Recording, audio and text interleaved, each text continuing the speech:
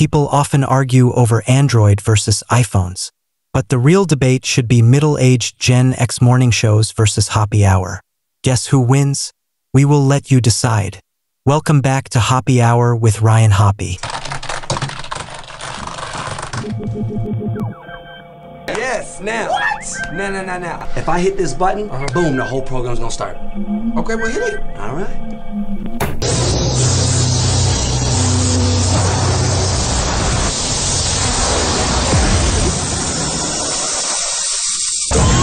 Now, something completely different. Smoke medical weed every day. The following thoughts on Hoppy Hour represent Ryan Hoppy, and that's it. Listener discretion is advised. Live from Tampa Bay, you are tuned in to Happy Hour. He's the voice of a generation that got screwed by the baby boomers. Welcome back to Happy Hour. Happy Hour.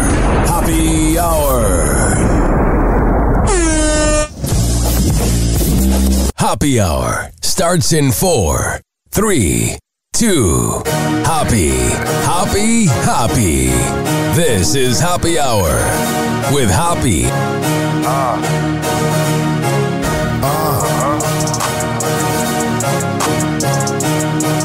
Where we at? Always going in, never doubt it. Never worry about the dollar. Need a source or trending topic. Be the hottest, search about his competition. Microscopic, never copied. I'm a giant rolling weed up, now we flying. H-O-P-P-E. H-O-P-P-E. H-O-P-P-E. You already know Happy Hour in your system. This is Happy Hour. I am your host, Ryan Hoppy, hanging out with you, and don't think I forgot about you. For the next hour, 856-49-HOPPY. That's 856-494-6773. You can tweet at me at Ryan Hoppy Radio, and you can always email me, ryanhoppyradio@gmail.com. It's time for Hoppy's Inbox, only on Happy Hour with Ryan Hoppy. Let's get into it. I got a few new reviews on Apple Podcasts. Very happy with this. And today, it's all love. Because usually when I do Hoppy's Inbox, some of it's hate, but we got all love today. A decade ago, Ryan interviewed me as a young up-and-coming startup in radio. He has progressed nicely and has made an amazing show. He is a throwback to the early 2000s style of radio while making it his own. I can't wait to see what else the future holds for Happy Hour. And then we got this one from Levi. I absolutely love the podcast. Me and my girlfriend are listeners every day, and I've converted her to Hoppy. You have nailed the early 2000s shock jock style that triggers years of memories. Growing up listening to morning radio like the Rod Ryan Show. From the sound drops to the references, it's hilarious on its own, but made so much better by the style in which it's produced. So today, we have a pretty short Hoppy's Inbox. That's all I got. You guys let me down. Usually, I'm reading hateful comments from mutants that listen to morning radio in Tampa, but today, it's all love, baby. So, I have a lot of listeners that are in Florida, but it's not all Florida because we're syndicated in 8 cities. And I'm telling you, first of all, I'm trying not to say ladies and gentlemen, boys and girls as much. Whenever I transition into something, I say that. But ladies and gentlemen, boys and girls, I am so exhausted from these last 2 hurricanes. And now I know it's going on 2 weeks, and some people might be saying you got to move on. But I have a situationship that I keep pretty private because I learned to not make your relationships public. If I can give any podcaster or up-and-coming radio listener any advice, if you meet a listener and she wants to date you, she ain't into you. She's into the Z-list radio fame. All right, enough of that. But what I'm saying is I have a girl that I'm kind of dating right now, but I keep her low-key. And I was staying at her place during the hurricane, I was driving back and forth to go to my studios in which I record my show at after the hurricane happened. And and during the hurricane, she lost power for 4 days.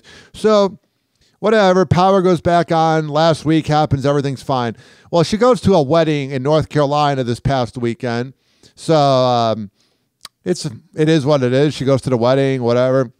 Last night, first of all, the Bucks lose, and my whole day was perfect until Mike Evans got hurt, and then it just kind of changed.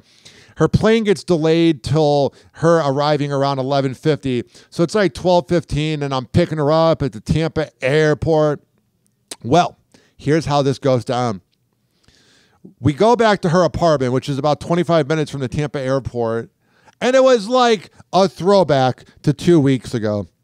Why was it like a throwback to 2 weeks ago? We walk into her place around, let's say, 12:45, and it was like a throwback. It was like a time machine. Her electricity was out again, and that is not what you want.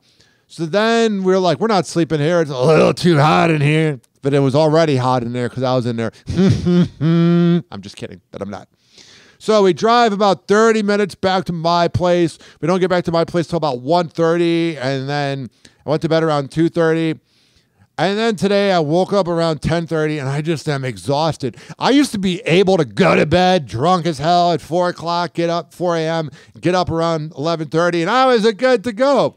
Now I go to bed at 2:30, get up around 10:30, and I'm still tired. I'm exhausted. You should be honored. You should be grateful that I'm here. Anybody else would be like, I'm taking the day off. But no, we're here because I appreciate each and every one of you that listen. The listens are at an all-time high. 856-49-HAPPY. All right. I want to discuss this with you. I know that we live in a more politically correct era. I get it. But there's this new thing on social media that is really bothering me. If you type out the word murder, sex, blood, gore, any drug, marijuana, there's always an asterisk with one of the letters because of the algorithm. And I'm just saying to you guys, that is the ultimate sign that we have become wusses as a society. For example, there was a post about Liam Payne dying, and it was like C****, C-A-I-N-E, like for cocaine, or weed was W***E-D. And I'm like, is this how bad we've become? It's become so bad that comedians are afraid to like have edgy jokes in their podcast because they'll get demonetized by YouTube. And it's like, I thought the internet was supposed to be free. It's like we're literally letting these companies and this world become the FCC. It was like the whole point to do things on the internet was that you didn't have to deal with the FCC. And now it's like we got censorship going on. And this is a bad sign for America. I think it began with TikTok because they would hide words. But I think about the fact that shows like All in the Family, Family Guy, radio shows like Howard Stern, none of that could exist and begin in 2024. And that's the uphill battle I deal with. I'm not trying to be a martyr. I'm not trying to make it about me. But there's that attitude where it's like you're afraid that something's going to happen, that you're going to trigger people. And just remember that we're all mortal. We're all going to die someday. And if you're really triggered by the word cocaine, I think you need to see a therapist. And you can always go to counselingoncall.net and tell them you heard about it from Happy Hour. Something else I've been noticing recently. COVID was going on 5 years ago. It was the worst thing to happen to this country since 9/11. And honestly, the lingering factors from it are almost worse than 9/11 because like you got kids that missed out on high school and you got these 20-year-olds that are weird when you see them in public. And no, that's not me being old as hell, but I'm just saying to you guys, the fact that COVID happened and we all want to forget about it. But some of my favorite radio shows and podcasts still talk about it. Adam Carolla talks about it. Howard Stern plays the best of his show on Howard 101 and it's clips about COVID. And it's like, Why are we still talking about COVID?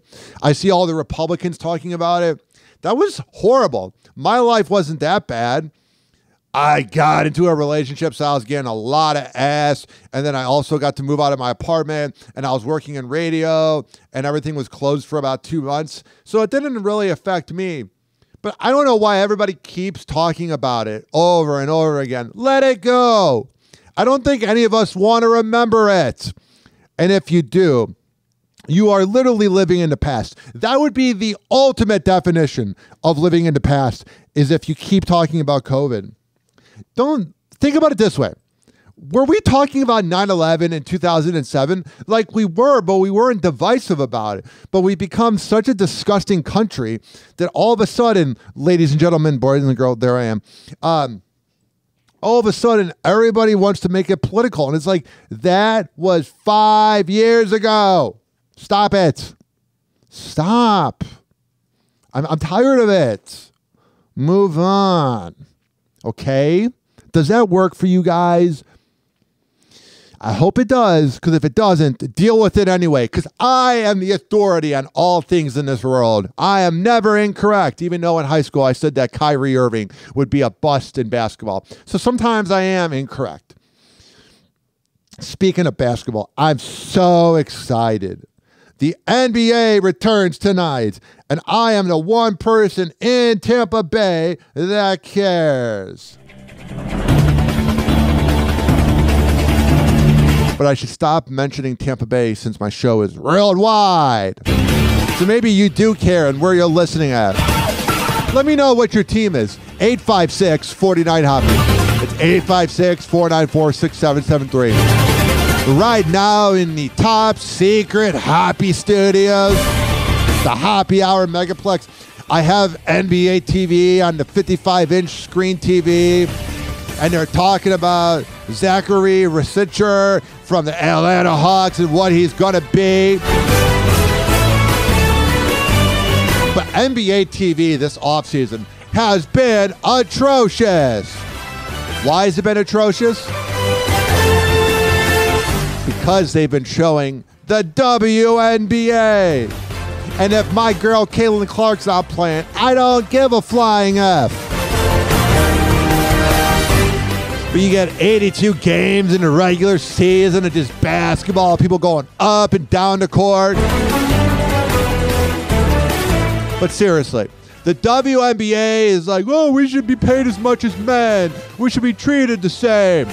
Okay. If you want to be treated the same, stop having coverage on NBA TV. Stop showing things on NBA TV about the WNBA. If you want to be treated equally to the NBA, start WNBA TV. Oh, that's right. You guys took a loss this year, even though you made the most money ever because of Caitlin Clark. So it really makes you wonder, everybody. I'm trying not to say ladies and gentlemen, boys and girls, but I will. It makes you wonder if the WNBA will ever be good. Oh, but we don't need the men. We're our own league. Well, then create your own network. You guys are literally like the ex-girlfriend of professional athletes. You claim you don't need the man, but then you ride off our clouds. Even though most of the league isn't doing any riding. If you catch my drift. Happy Hour. Happy Hour. It's time for Hoppy in the morning. RyanHoppyRadio.com. Happy Hour will be right back. Whenever we're going outside, all I smell is poop. In the nuts, and we'll call it a day. As a reminder, if you don't feel like listening to this next song, you can skip over it. But Ryan Hoppy of Hoppy Hour takes pride in his selection, so stick around, folks. Let's go, man. We ain't playing, boy.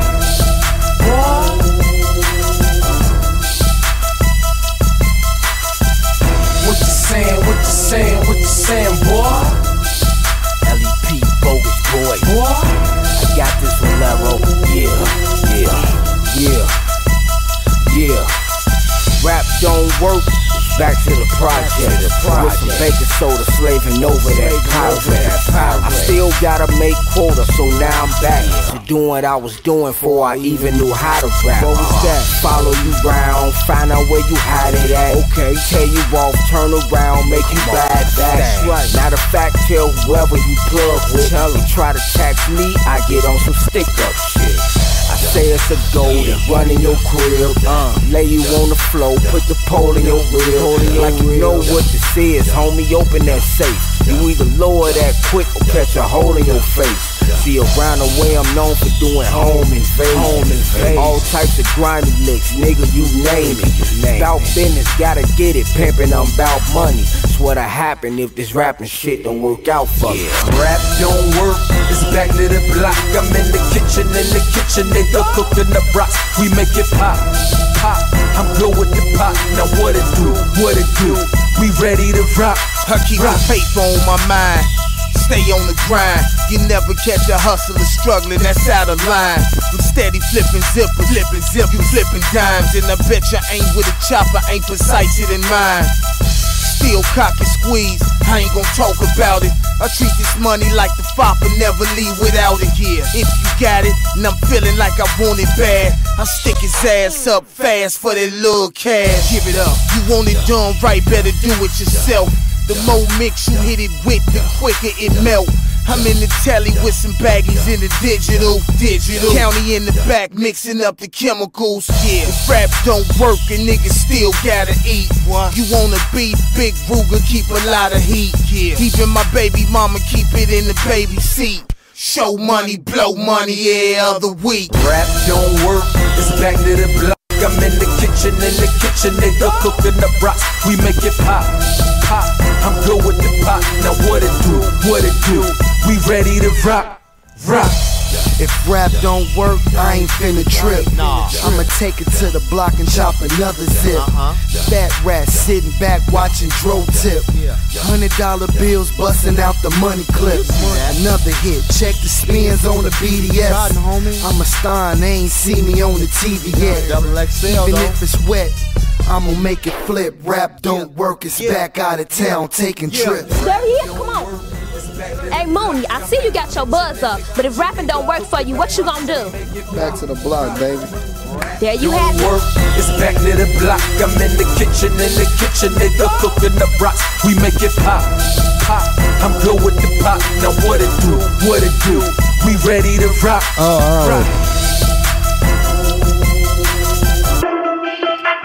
Alright, that was LEP Bogus Boys with If Rap Don't Work.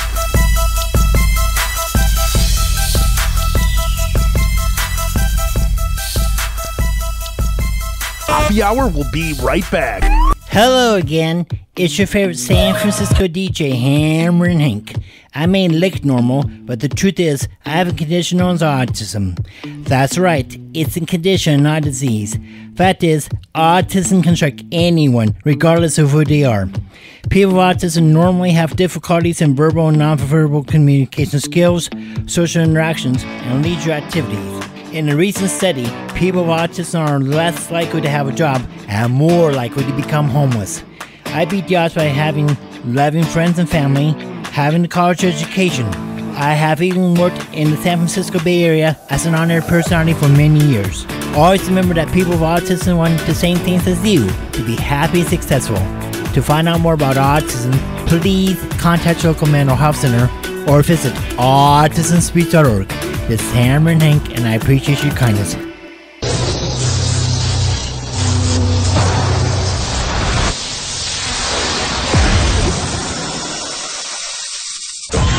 And now, something completely different. It's time for Hoppy in the morning. Happy Hour. Happy Hour. Ladies and gentlemen, here it is. The most listened to radio show on the planet. Even the other stations are tuned in too.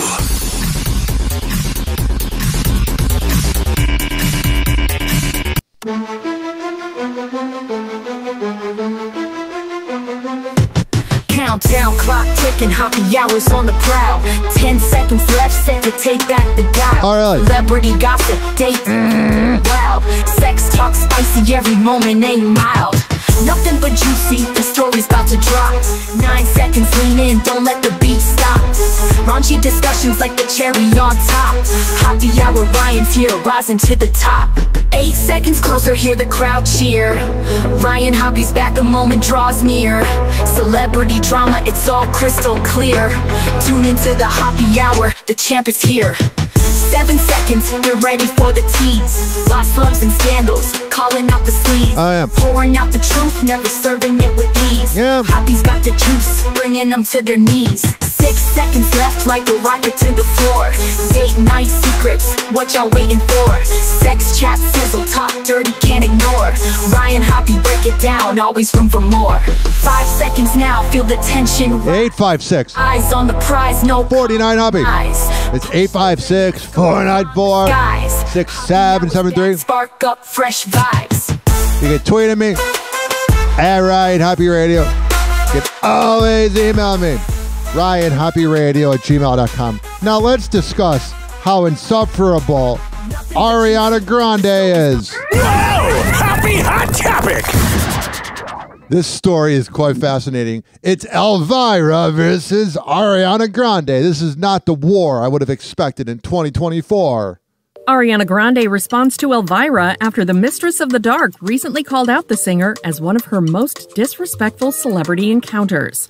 Ariana Grande being disrespectful? No, never happens. In a viral video circulating on social media from a recent appearance, comedian and horror hostess Elvira, whose real name is Cassandra Peterson, recalls an interaction with Ari years ago, saying of the Wicked star, "She came, she brought 20 guests, so she wanted 21 tickets. We're like..." Well, there's the audio, or there's the news clip about it, and then there's this. Somebody want to help the host out? I don't know what that is. Oh, yeah, we didn't have any donuts for her back. I'll tell you briefly why she went. Okay, she came and she brought 20 guests. She wanted 21 tickets. We're like, okay. And we give her the tickets, and she comes backstage, and she asked if I could take pictures with all of her friends and relatives she brought. I take a picture with every single one of them. I sign autographs for every single one of them. Then I say to her, "Could we take a photo together?" She goes, "No, I don't really do that." What a bitch!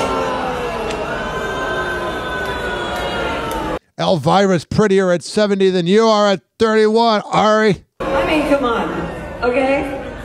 And then she left before my show started. All her relatives stayed. And she wonders why no one likes her. All her relatives stayed, and she took off. Okay, right? Wow.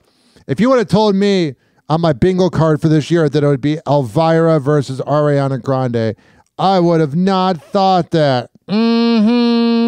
That Elvira's comments have made headlines of their own, Ariana is speaking out, sharing what she remembers of the encounter, writing in a comment on Elvira's official Instagram account, "I'm so disheartened to see this. I actually don't even remember getting the chance to meet you because I had an anxiety attack, and to my memory, I left before the rest of my family." Duh. I love whenever, listen, I have anxiety, I have bipolar and ADD and ADHD, so I get the anxiety thing. I've left parties early before.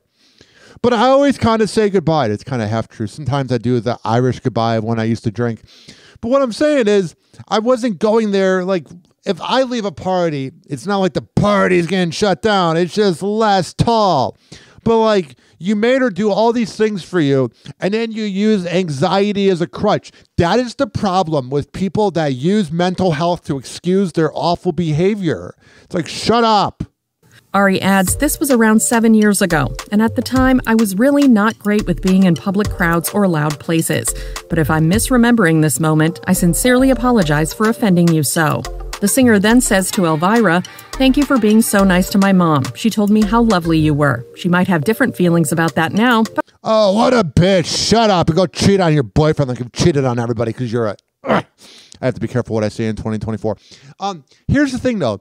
If she would have said 100%, I didn't do it, that's fine. But the whole misremembering thing, that's you dancing around a lie because you're the worst. But I'll talk to her. Clearly, we all have our days. Sending love always. Ariana ends her message by telling the Mistress of the Dark, "You'll always be our Queen of Halloween." There's the gaslighting. And by the way, I would believe the whole not wanting to be around crowds thing if she wasn't, selling out arenas.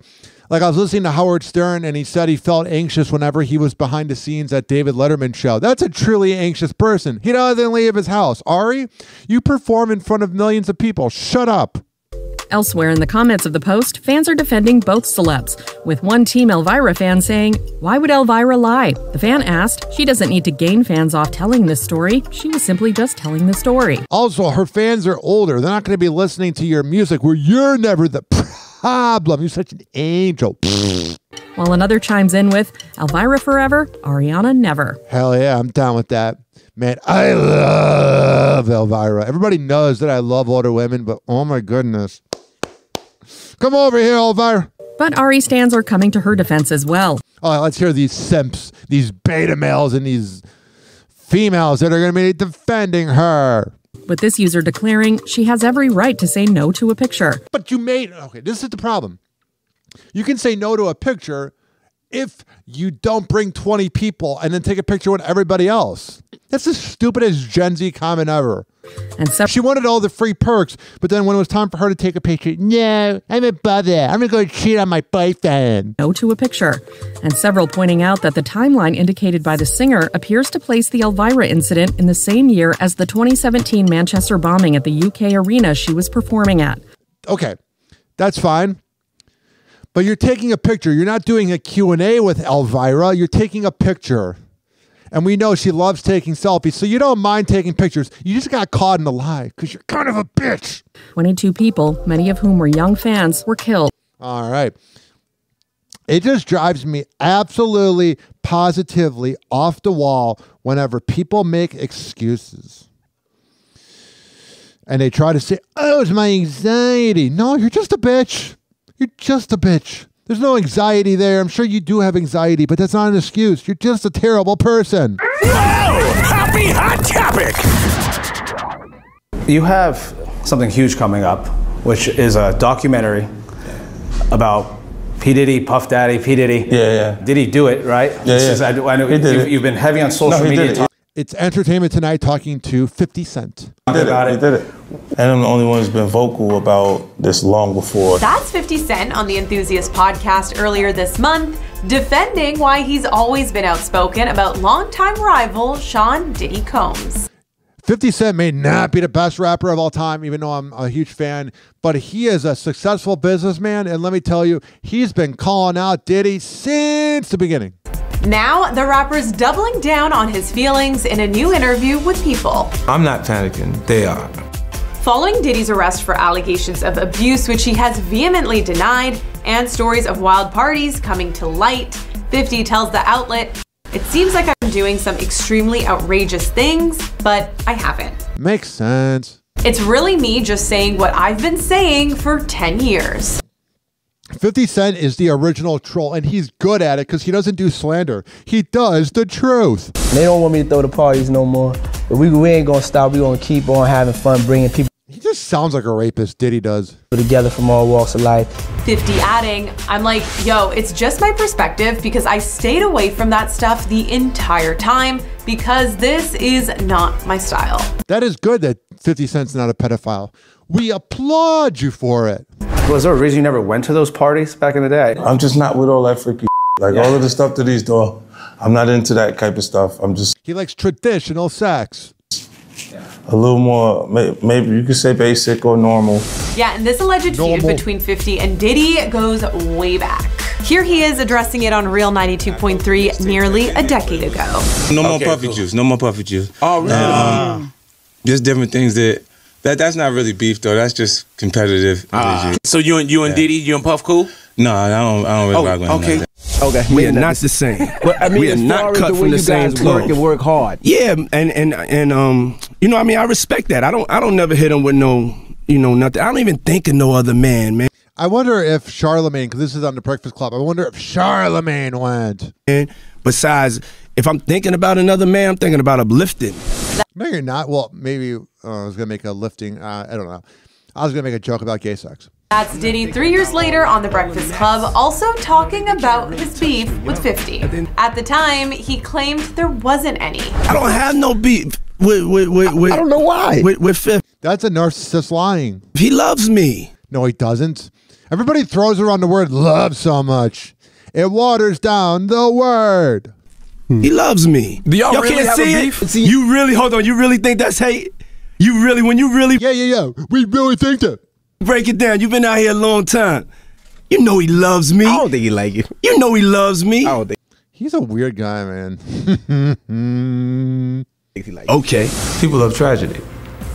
You know, more than they love good news, no matter how you look at it. But it looks like 50 will continue to not stay silent about the claims against Diddy. That's good. He's making a Netflix docuseries about the accusations against the defamed star.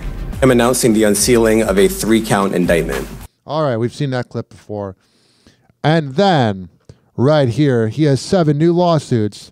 I assume when this is all said and done, there'll be like 500 of them. Whoa! Happy Hot Topic! Now to Sean Diddy Combs. The music mogul is facing a series of new civil lawsuits, including allegations he sexually assaulted 2 teenagers. Oh, that's good. Our senior investigative correspondent, Aaron Katursky, has the details. Aaron, good morning. Good morning, Whit. This new batch of civil lawsuits accuses Sean Combs of drugging and sexually assaulting 7 more alleged victims. One of them says she was 13 at the time, and certain celebrities were there watching. When can we get these names? I'm sick and tired. It's the same with the Epstein list that we're never going to get. Everybody's like, oh, we got all these celebrities on there. Well, is it Ashton Kutcher? Is it Jamie Foxx? Is it Kevin Hart? Who is it? This morning, a new civil lawsuit alleges Sean Diddy Combs sexually assaulted a then 13-year-old girl after the VMAs in the year 2000. How is a 13-year-old at a party? That's bad parenting right there. All right, we'll be back. Combs attended the award show with his then girlfriend, Jennifer Lopez. That dirty, rotten imbecile. Baby, you hate it? What an annoying broad she is. Yes, thank you. The lawsuit says Diddy's driver invited the alleged victim to an after-party, telling her Combs liked younger girls and saying she fit what Diddy was looking for. What, teenagers? You're weird, man. Man, those daughters of Diddy are going to have to go through some major therapy.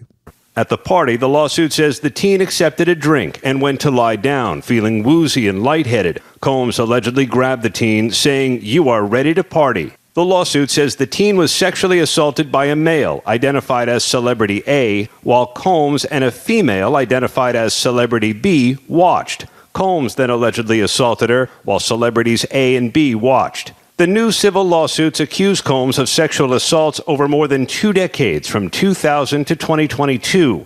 Alleged victims include a then 17-year-old male who says Combs molested him at a party in New York, and a man who says Combs assaulted him at a party in Los Angeles. Who didn't he assault? The man says he took this photo of the vodka Combs served him to document the alleged encounter. That's a good idea there. Combs's Diddy was a big Ciroc guy. Legal team did not directly respond to the new allegations, but pointed ABC News to a prior statement that says the truth will prevail, that Mr. Combs has never sexually assaulted anyone, adult or minor, man or woman. Man, those lawyers are just going through that. They are just over and over discussing it. 856-49-HOPPY. It's 856-494-6773. You can tweet at me at Ryan Hoppy Radio, and you can always email me. RyanHoppyRadio@gmail.com.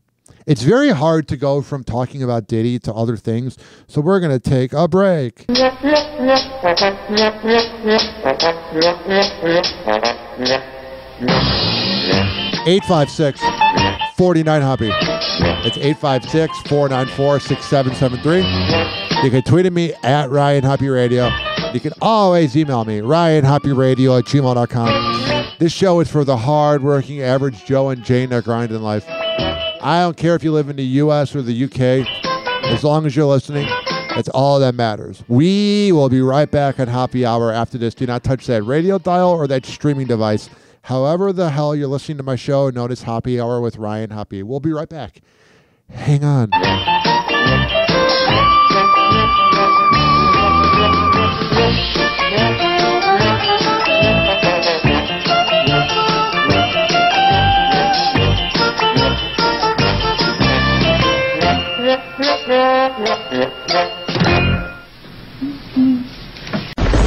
Happy hour. Happy hour. It's time for Hoppy in the morning. RyanHoppyRadio.com. Happy hour will be right back. Whenever we're going outside, all I smell is poop. In the nuts, and we'll call it a day. As a reminder, if you don't feel like listening to this next song, you can skip over it. But Ryan Hoppy of Hoppy Hour takes pride in his selection, so stick around, folks.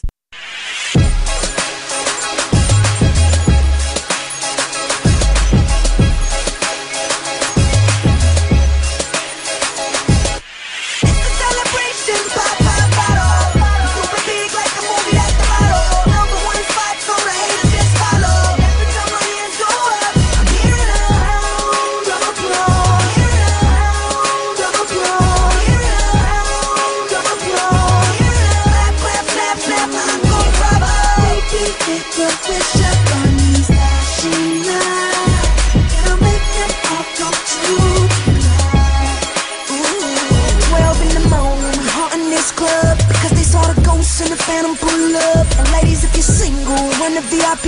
I'm buying out the bar, baby, drinks on me. Now they screaming, trying to get physical, but we trying to see how low can you go. Mama say no more, your body just said it all. And my glass is raised, make a toast to getting money. This is how we play. Now it's time to celebrate. The celebration pop.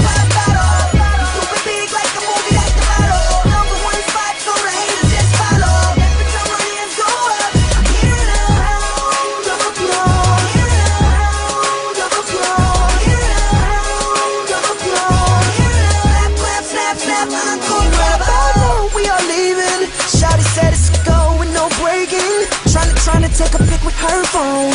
I said slow down, she said baby I'm grown. And now she's saying she working me like a pro. Booty clap clapping bravo. She's saying then we hit the front door. Now she's singing like she on tour.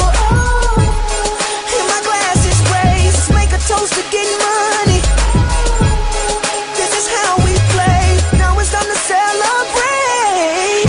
Celebration pop.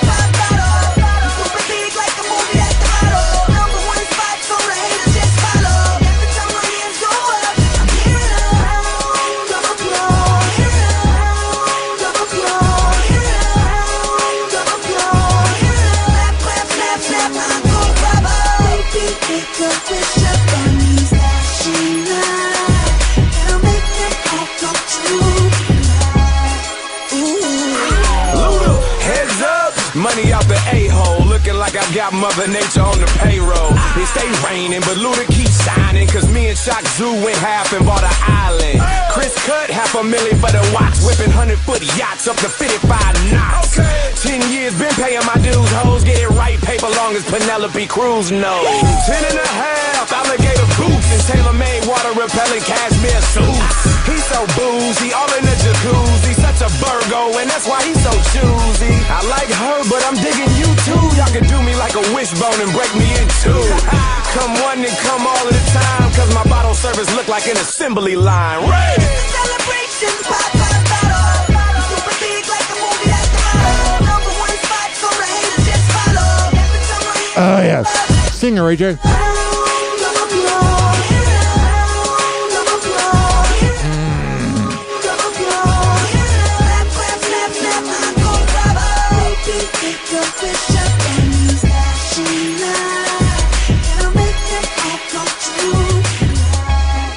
Happy hour will be right back.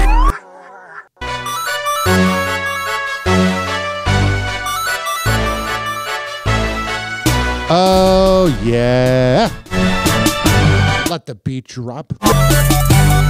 This following segment has been brought to you by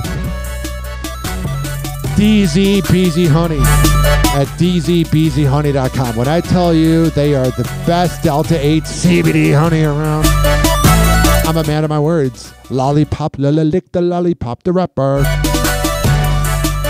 Honey sticks are a jar of honey. Whatever the hell you need, go to dzbeezyhoney.com. Tell them I sent you.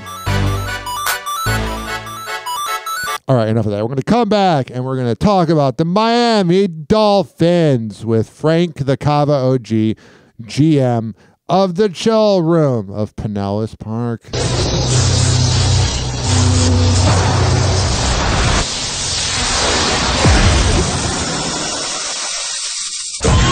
And now, something completely different. It's time for Hoppy in the morning.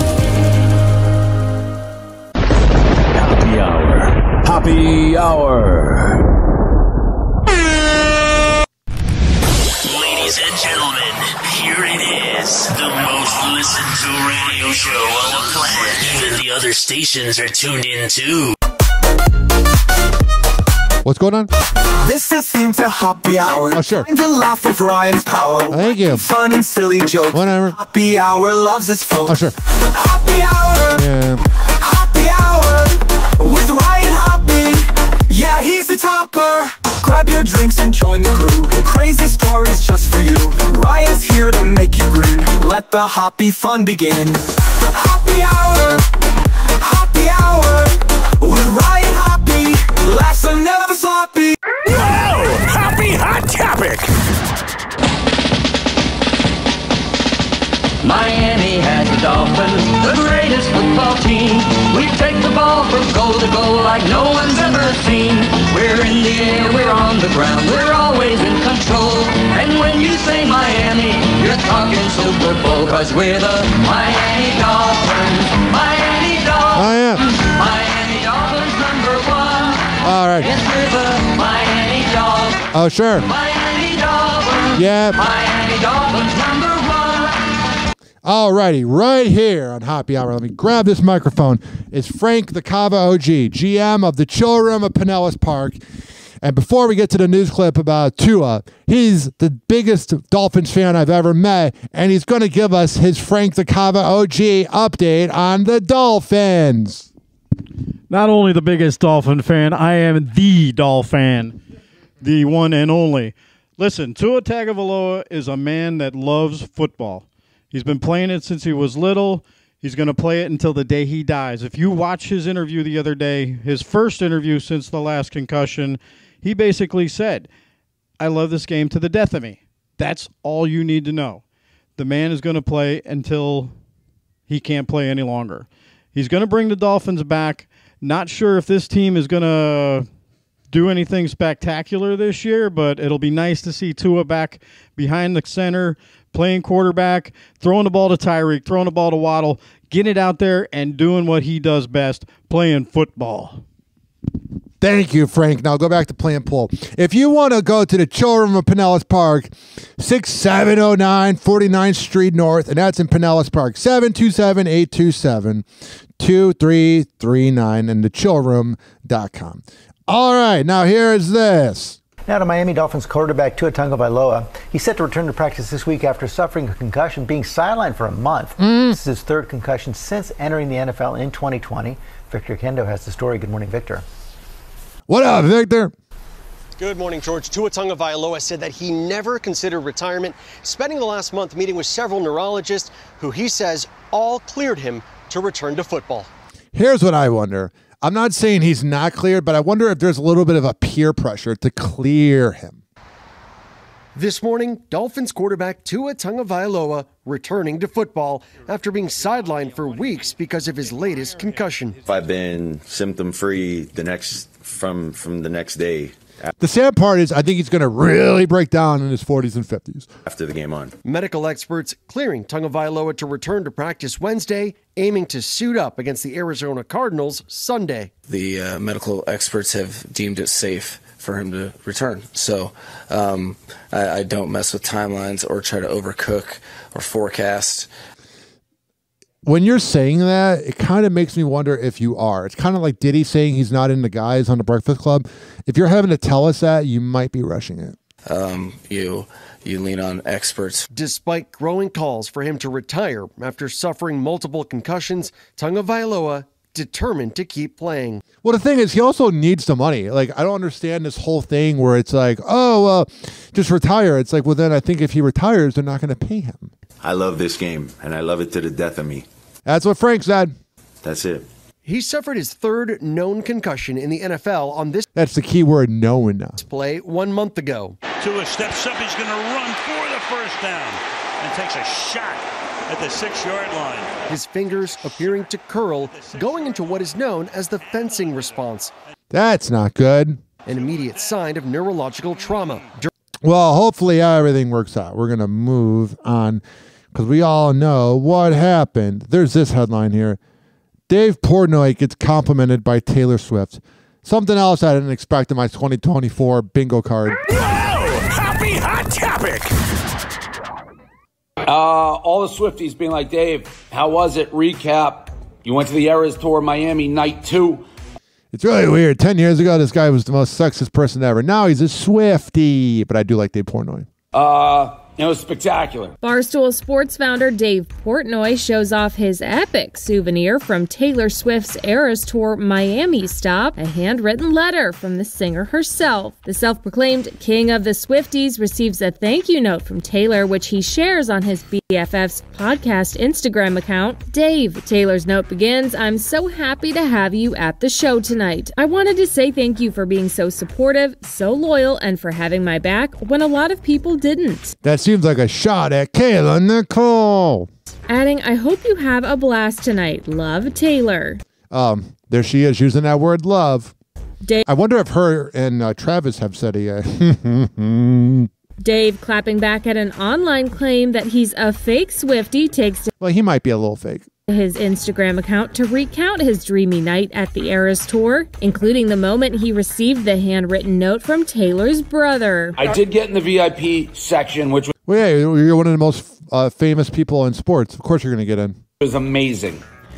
And, I want to come on and talk about this letter that Austin Swift, her brother, the 13 there, I obviously opened it, hand-delivered to me in the VIP section from Taylor.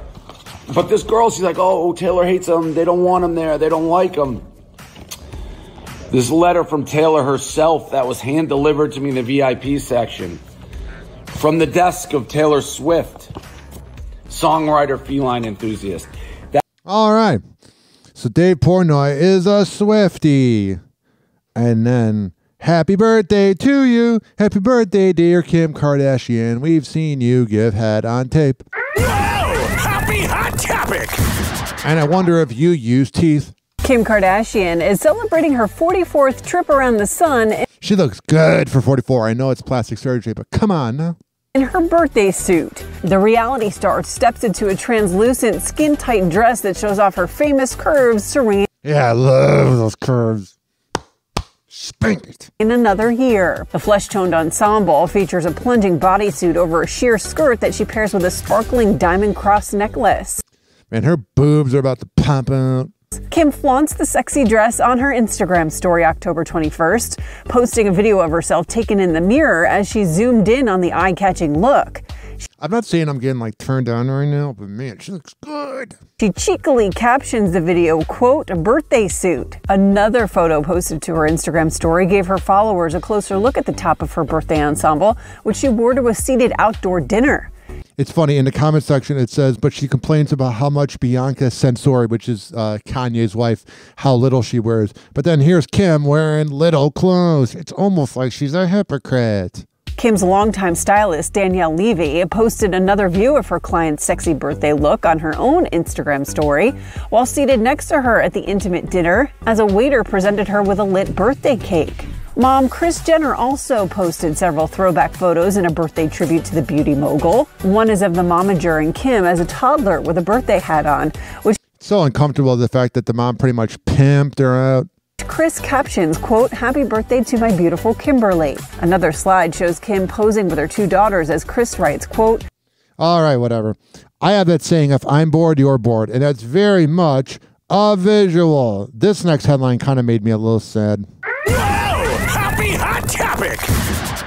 Eva Mendes is opening up about stepping away from Hollywood.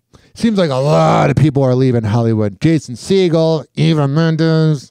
In an interview with The Times, published October 17th, the actress reflects on her decision to leave the film industry a decade ago and why she has zero regrets. Telling the outlet, "I was never in love with acting. I don't mean this in a self-deprecating way. No, you have daddy issues. But I wasn't a great actress. I had my moments when I worked with really great people." Oh, she's so good looking though. Ava goes on to note that her being Cuban American often led to being typecast for one-dimensional character. Yeah, that's the problem you had there. Quote, "There were some pretty roles," noting that the casting crew for projects would say she wasn't suitable for meatier roles. Ava adds, "That's all they would say at the beginning. She's too ethnic for this, too ethnic for that. It was so crazy. That was the constant no." It's sad. Like a lot of times people that are Hispanic, they have to be whitewashed to, get roles. Like a lot of people you see on like HSN or all these TV networks, a lot of times they're maybe Puerto Rican. Because you know how like Puerto Ricans can show off, like they can look white?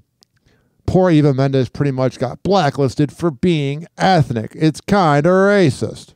However, along with her lack of passion, the 50-year-old who went to rehab, she's 50, she looks good, in 2008 as her career skyrocketed, feels that Hollywood isn't conducive to the lifestyle that was best for her. Though, she doesn't place the blame on the industry either, explaining, "I feel like with my kind of spirit, I'd have found unhealthy behaviors anywhere. I was so hungry for life. I still am. But I was leaving no stone unturned. I was like, what's over here? What's over here?" However, Ava is open to returning to the silver screen with her longtime love, Ryan Gosling, saying, "That's the one thing I would love to do. He gets something out of me that's never been accessible before." And you can get someone out of him. I'm just kidding.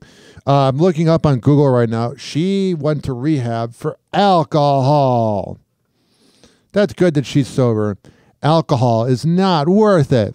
In fact, she sees leaving acting behind as a blessing, telling Today back in March that it was a, quote, "no-brainer" to pause new acting roles so she could focus on being with her and Ryan's children. Well, that's good. I'm glad that she chose to be a mom.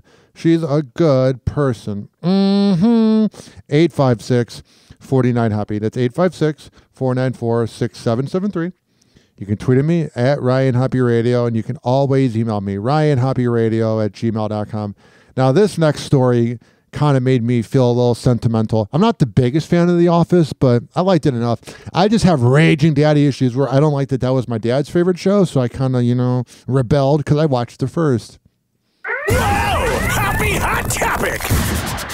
Going through cancer is often a private experience shared with close family and friends. Now, two personalities are speaking out about their battles. Allison Hall has details. Actress Jenna Fisher is breaking her silence about her private battle with breast cancer. Yeah, a lot of times my dad died of cancer and my uncle died of cancer. And a lot of times people that are very independent, people that, kind of like taking care of themselves, they don't want to tell everybody because you don't want everybody to be feeling bad for you. It's a very sad thing. It's one of my biggest fears is getting cancer. I like to say about the law of attraction that I'm going to manifest it not happening, but you just never know. Oh my gosh, now I'm getting emotional about it. The 50-year-old, best known for... She's 50? Oh my God, she looks good. ...for playing Pam on The Office, was diagnosed last year with stage 1 triple-positive breast cancer, an aggressive form of the disease. The diagnosis came after a routine mammogram. I saw words like invasive ductal carcinoma, malignant, and I was like, those words sound like cancer words. Over the past year, she's undergone surgery, chemotherapy, radiation, and targeted therapies. Her new short due is a result of the chemo. Yeah, she still looks beautiful as ever. Oh my goodness. I think my dad had the biggest crush on her, and I think that's why he was watching The Office. Mm-hmm. Because my dad, man, he was like, I really like that Pam character. I'm like, I bet you do, Dad. Mm-hmm. It's pretty obvious what you like. Chemo. I did lose my hair, and so I started by having just like a big bald patch down this side of my head, and I would kind of comb over, do like a real elaborate comb over. She wore these hats with hair attached to hide her hair loss. She says she is now cancer-free. Hell yeah, it's good news. It really hits home. I know on this show, I talk a lot of smack, and some people are like, you're a shock jock. You're like Howard Stern or whatever, but I'm telling you, cancer really does hit home for me, and it's one of those topics that, like, I lost my two dads to it. Not that I have gay parents, but what I'm saying is my godfather and my dad both died of cancer. So whenever I hear that people are doing good, it really warms my heart. You know what I'm saying? Like I like to say, you know what I mean, Jelly Bean? I am ready. Are you guys ready? And former talk show host Ananda Lewis is responding to criticism over her refusal to get a double mastectomy in 2019. Honestly, if you're judging somebody over doing that, who cares? It's their body. As recommended by her doctors. Because of how big my tumor was and because it had already spread when they found it, I felt like they were going to take a quarter of my body with them in surgery. I just wasn't willing to do that to my life or my body. Ananda says she chose a holistic approach. Now her cancer has progressed to stage 4, and Ananda is speaking out about the importance of early detection. Yeah, maybe you should have done what the doctor said. But also, if I ever get cancer, which I really don't want to get it, I think I'm just going to die. I don't think my hyper ADHD can sit in a hospital. I really don't. You regret refusing what the doctors initially advised you to do when they first found the cancer? No, we all make the best decision we can in the moment we're in. Well, I'm going to be honest. It may not be the best decision, but hey, it's your body, and now you got stage 4. Again, cancer is probably my biggest fear out of anything on this planet. Anything. I'm more afraid of cancer than I am morning radio hosts that talk smack for no reason. Oh, wait. I'm not scared of you either. Mm-hmm. Happy Hour. Happy Hour. It's time for Hoppy in the morning. RyanHappyRadio.com. Happy Hour will be right back. Whenever we're going outside, all I smell is poop. In the nuts, and we'll call it a day. As a reminder, if you don't feel like listening to this next song, you can skip over it. But Ryan Hoppy of Hoppy Hour takes pride in his selection, so stick around, folks.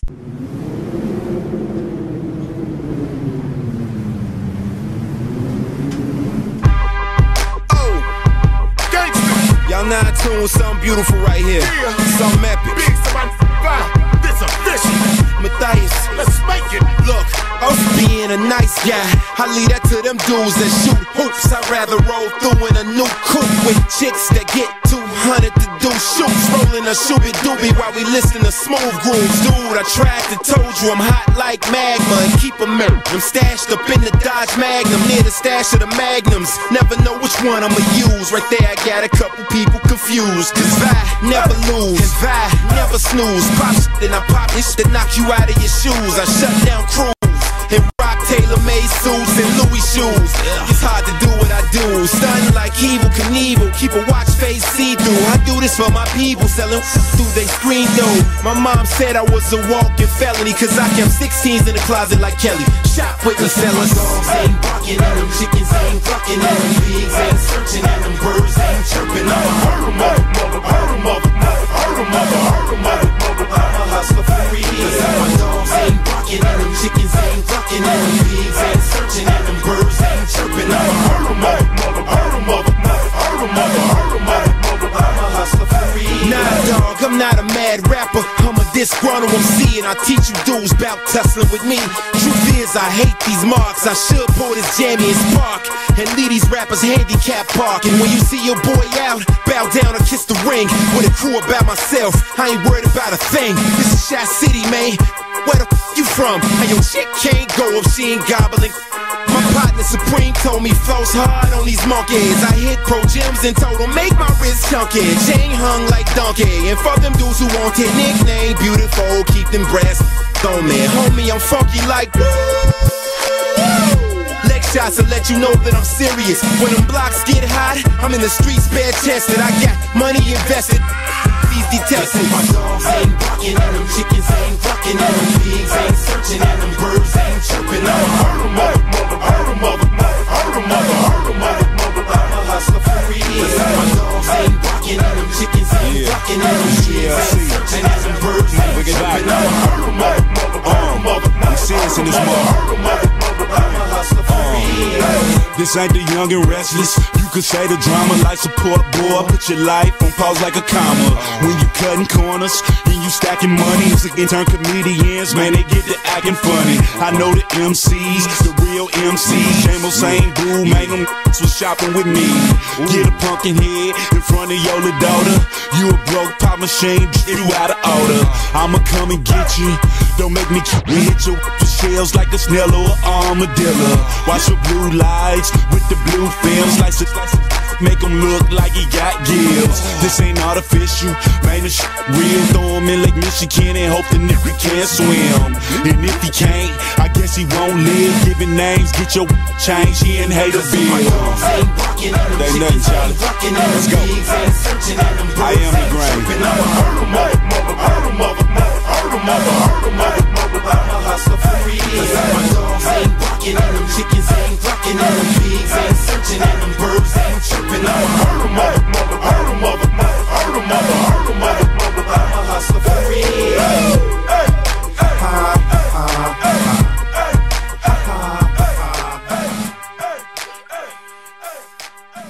Oh yeah, that was Vi with Herda. Happy Hour will be right back. This following segment has been brought to you by the best barber in all of the Bay Area. Rich Keeley Master Barbershop. RichKbarber.com. 4545 West Kennedy Boulevard. And that is in Tampa. If you go to RichKbarber.com and you tell him that you heard about it from Happy Hour, he will hook you up. All right, we're going to come back on Happy Hour and keep this party going right after this.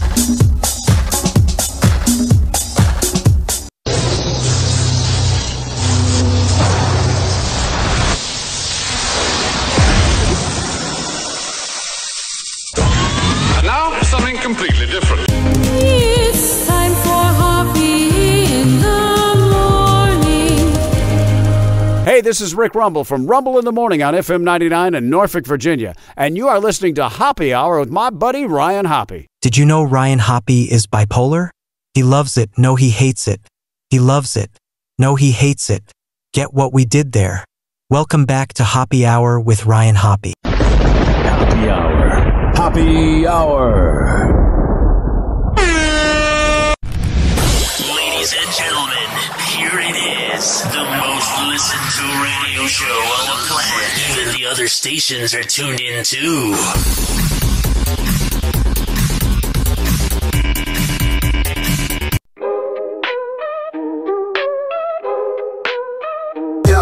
Happy Hour in effect, got the nation in check. Talking sexy news, celebs we dissect. 6'9" giant, towering like the sky. Throwback beat hitting, make your spirits fly. Spilling Z on the mic, smooth flow, ain't no stopping. Talk of the town, got the gossip rocking. Happy with the hits, throwback set the vibe. 90s, early 2000s, can't help but jive. 856-49 Hoppy. 856-494-6773. Happy on the air, keeping radio alive.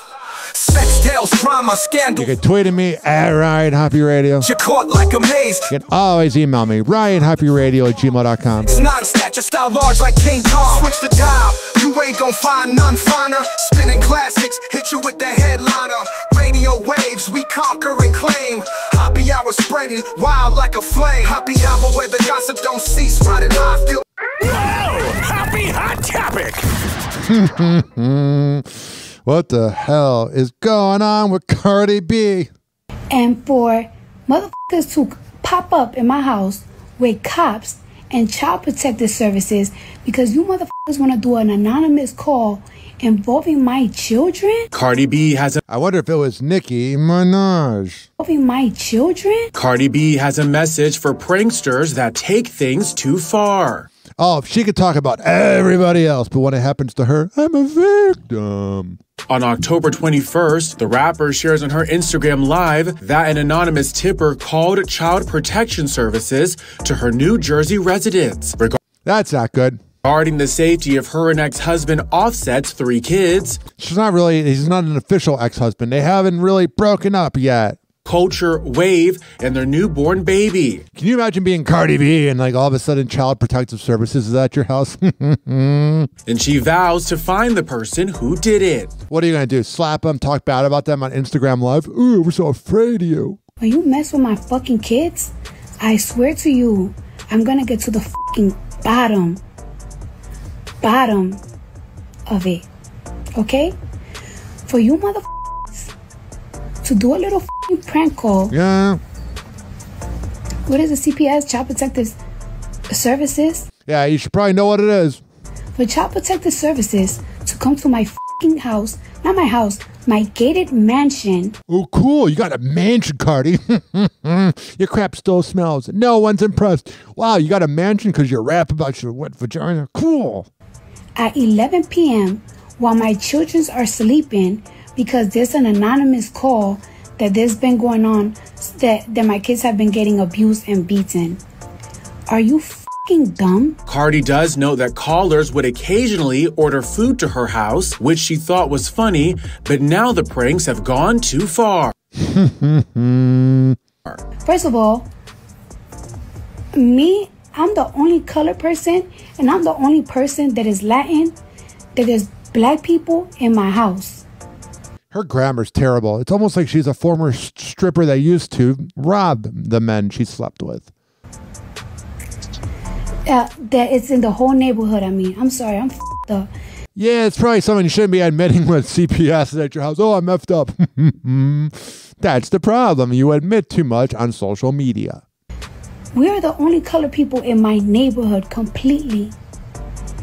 And I wonder if there's like loud noises that come from the house. And I'm not talking about sex. And for motherfuckers to pop up in my house with cops and Child Protective Services because you motherfuckers want to do an anonymous call involving my children? The 32-year-old also sets the record straight when it comes to the life of her little ones. She seems like a trash bag. I used to like her, but I'm over her. Don't you ever in your fucking life play with my fucking kids. Don't you ever in your fucking life play with my motherhood or with my ex-husband fatherhood. We don't play that. Oh, what are you going to do? Slap somebody? Oh, we're so afraid of you. You're going to throw a bottle of champagne across the club? My kids live great. Do they? My kids have never been touched, never gotten hit. No matter how annoying they are, I never hit my kids. Oh, that's good to admit. She is not the brightest bulb. E! News has reached out to reps for Cardi and Child Protection Service. Let me guess, and they didn't hear back. For comment, but has not yet heard back. I know these videos like the back of my hand. We reached out and they didn't hear anything. Why would they tell you? The rapper goes on to reveal she'll be working with a private investigator to find out the caller's identity. Oh, here's the thing. I don't think CPS can announce who it is. It's probably a neighbor that you're a bitch to. She also shares that she plans to enlist the help of Offset and her sister Hennessy when they learn who did it. Of course, Cardi's sister's name is Hennessy. I'm not even pressing charges on you. What is your stepsister name? Vodka? If you a boy, my baby father is gonna beat you the f*** up. Oh, really? Offset's so tough. We're so afraid of Offset. If you a woman, me and Hennessy are gonna beat you the f*** up. Oh, really? You're so gangster, Cardi. We're so afraid of you. Oh my God, it's Cardi B. Please don't hurt me, or else I'll sue you for a lot of money and you'll lose the lawsuit, you dummy. Because you playing with my motherfucking kids. Do you ever not swear? Like I swear a little bit, but you're a trash bag. You're just New York trash. Stop playing with my motherfucking kids. All right, we won't. There has to be a reason why they went over. God, she's a trash bag. She's such a trash bag. It's crazy. 856-49-HOPPY. That's 856-494-6773. Now, I know that everybody's into true crime and it's the new thing, and I get it. I truly get it. But I don't know why everybody's romanticizing the Menendez brothers. Gen Z is weird sometimes with that stuff. Like, I know you guys weren't around in the 90s. It's kind of really interesting because every new decade, people are into what was 30 years prior. So during the 2010s, it was the 80s. During the 2000s, it was the 70s. During the 90s, it was the 60s. And now we're into the 90s because that was 30 years ago. So people are looking back at the Menendez brothers and are interested. But they were scumbags. Whoa! Happy Hot Topic! There's momentum building for the Menendez brothers to be freed from prison. I hope to celebrate Thanksgiving with them. That's famed attorney Mark Garagos, who represents Lyle and Eric. He will join nearly 24 Menendez family members at a press conference tomorrow. These dudes murdered their parents. I don't care. Everybody's like, oh, but their parents were mean to them. Who cares? You don't kill somebody. Their goal, to pressure the DA to recommend that a judge revise their life sentence. No, you killed your parents. You guys are scumbags. Everybody romanticizes that. We're all a bunch of weirdos. We have crime documentaries on Netflix. It all began in 2016 with Making a Murderer. Everything went down since then. I don't think that they deserve to be in prison until they die, okay? There's no question that they committed the murders, but if people understand the horrific sex abuse that they suffered, that will engender sympathy and may lead to a resentencing. Okay. That doesn't mean you kill somebody. In the interest of justice. Also attending tomorrow, Rosie O'Donnell, who... Oh, I'm glad Rosie O'Donnell, your daughter's, I don't want to say white trash, but she's in a lot of trouble in Wisconsin. But hey, at least you're helping out the Menendez brothers, you dummy. Visited the brothers in jail last year. She's a trash bag, too. She always talks smack about everybody else, but she's the one with the most skeletons. And that's what I preach on the show. If somebody is so adamant about talking bad about others, they're the ones with the skeletons. Mm-hmm. Do you believe the Menendez brothers have been rehabilitated? They have gotten college degrees. They have helped people die. Oh, that's cool. They've done things in prison. That doesn't mean they should be free. They have helped people dying. Would you want the Menendez brothers around your grandkids, Rosie? I know you're a deadbeat person, so you don't really care about your family, but do you really want them out? Or is this to make Rosie relevant because you haven't been talked about in about 18 years? Other factors, a flurry of TikTok videos. Young people have taken the time to figure out what happened. Oh, so now it's because of TikTok and Netflix. The movie Idiocracy has really come to life. Documentaries and Ryan Murphy's scripted series, Monsters. I will never really know who I am. Oh, yeah. Guys like that should totally be free. If I don't get out of here. And I bet if they do get free, everybody's going to want pictures in front of them. But if you would have told people this in the 90s, they'd be creeped out. We really are screwed as a society. Cooper Koch, who plays Eric, weighed in on the Netflix doc. I thought it was great. I thought they did a great job. I thought they left out a couple pieces of information that would have been great to have in there. Yeah, it's a big deal. Which is the two pieces of new evidence that have come out, which is the letter that Eric wrote to his cousin Andy. He explained to me that these massages that his father was giving him were beginning to hurt. And then also a member of Menudo, Roy Rosello, came out about also having been sexually molested by Jose Menendez. Nadie quiso creerle a los It says nobody believed the Menendez brothers. hermanos Menendez. Again, it doesn't mean you kill somebody. I'm done with this planet, man. Like, what are we doing here? Also, I'm sick of hearing about these people. Whoa! Happy Hot Topic! Kelly Ripa gives fans a peek inside her date night with husband Mark Consuelos. Now she's trying to overcompensate by talking about their date night because a few days ago she was talking about some new trend called gray divorce on their show. The talk show host gets all dolled up alongside her handsome hubby on October 20th for a night on the town. She really is good looking, but knowing how bad of a person she is, she makes it hard to like her. But Mark seems like a good dude. when the two attend the opening night of Sunset Boulevard on Broadway. Kelly shares a pic of the two as they get ready, showing herself looking gorgeous in a green dress topped with black lace, while Mark rocks a dapper suit. Mark, I think, on the good-looking scale is better looking than her. And I'm not into guys, but I'm able to appreciate a good-looking guy. She captions the photo, "Stepping out with Mark Consuelos." The pair also hit the red carpet together on the way into the premiere, and she later shared a pic of their night at the theater, showing followers the playbill for the stage production, which the 54-year-old calls simply brilliant. The couple proving after 28 years together, they still know how to keep the romance alive. I wonder if they are in an open relationship or if they've cheated or if they're really loyal.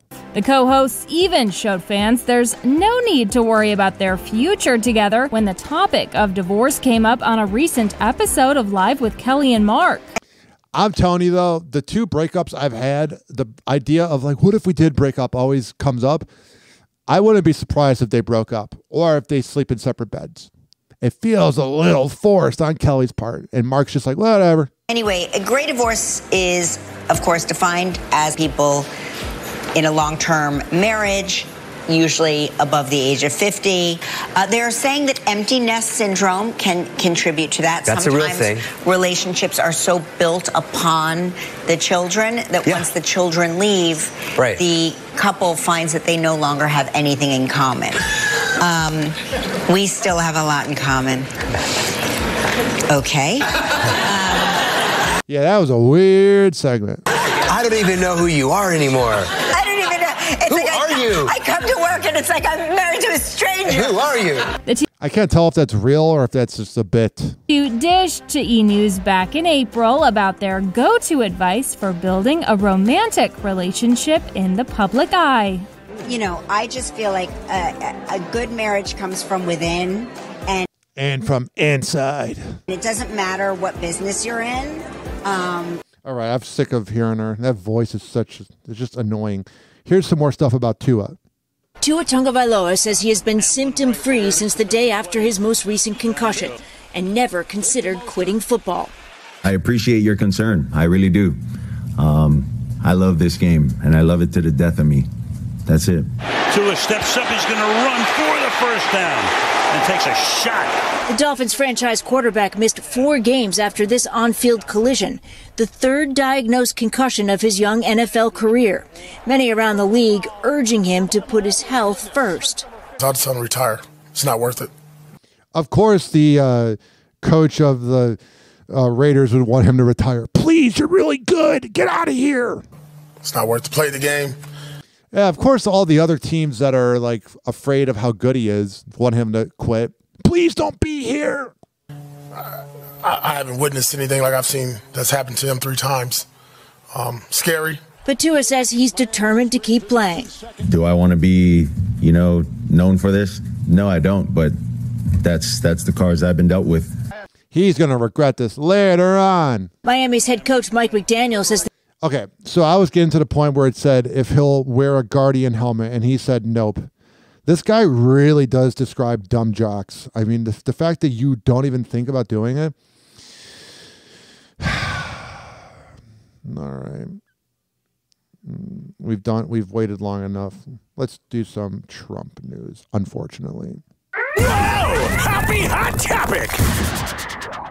Republicans are attacking President Harris over her past comments on transgender issues.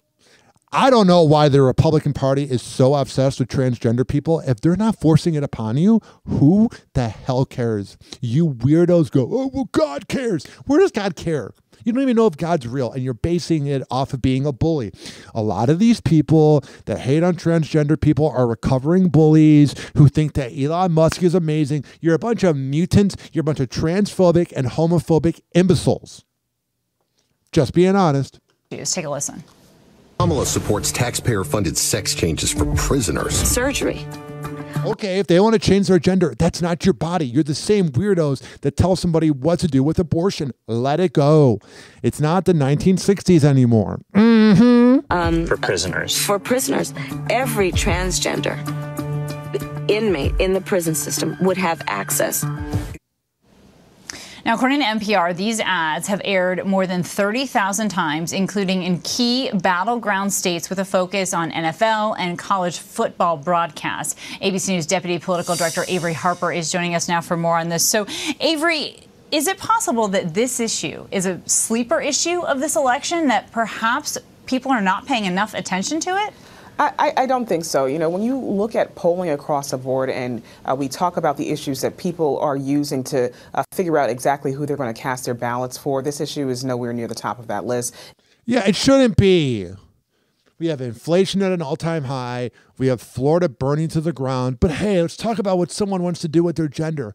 Who cares? It's issues like the economy and inflation, crime and safety, things that are happening much closer to home that folks are caring about. But, you know, for a small number of folks, particularly those who are on the right, this is a very, mobilizing issue for.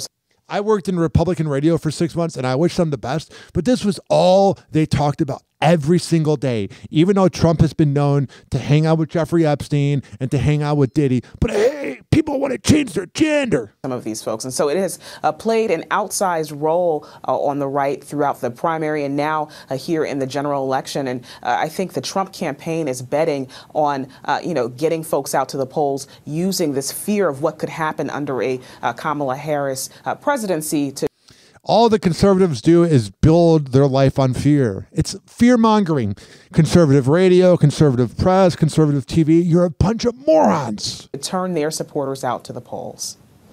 And that's interesting what you said there about perhaps this issue playing an outsized role there on the right. So can you kind of take us inside the Trump campaign and why they might be thinking this is a good way to spend their money? Because as Selena just noted, I mean, Kamala. This annoying reporter spending money. On the right. So can you kind of take us inside the Trump campaign and why they might be thinking this is a good way to spend their money? Because as Selena just noted, I mean, Kamala Harris raised $220 million in a month.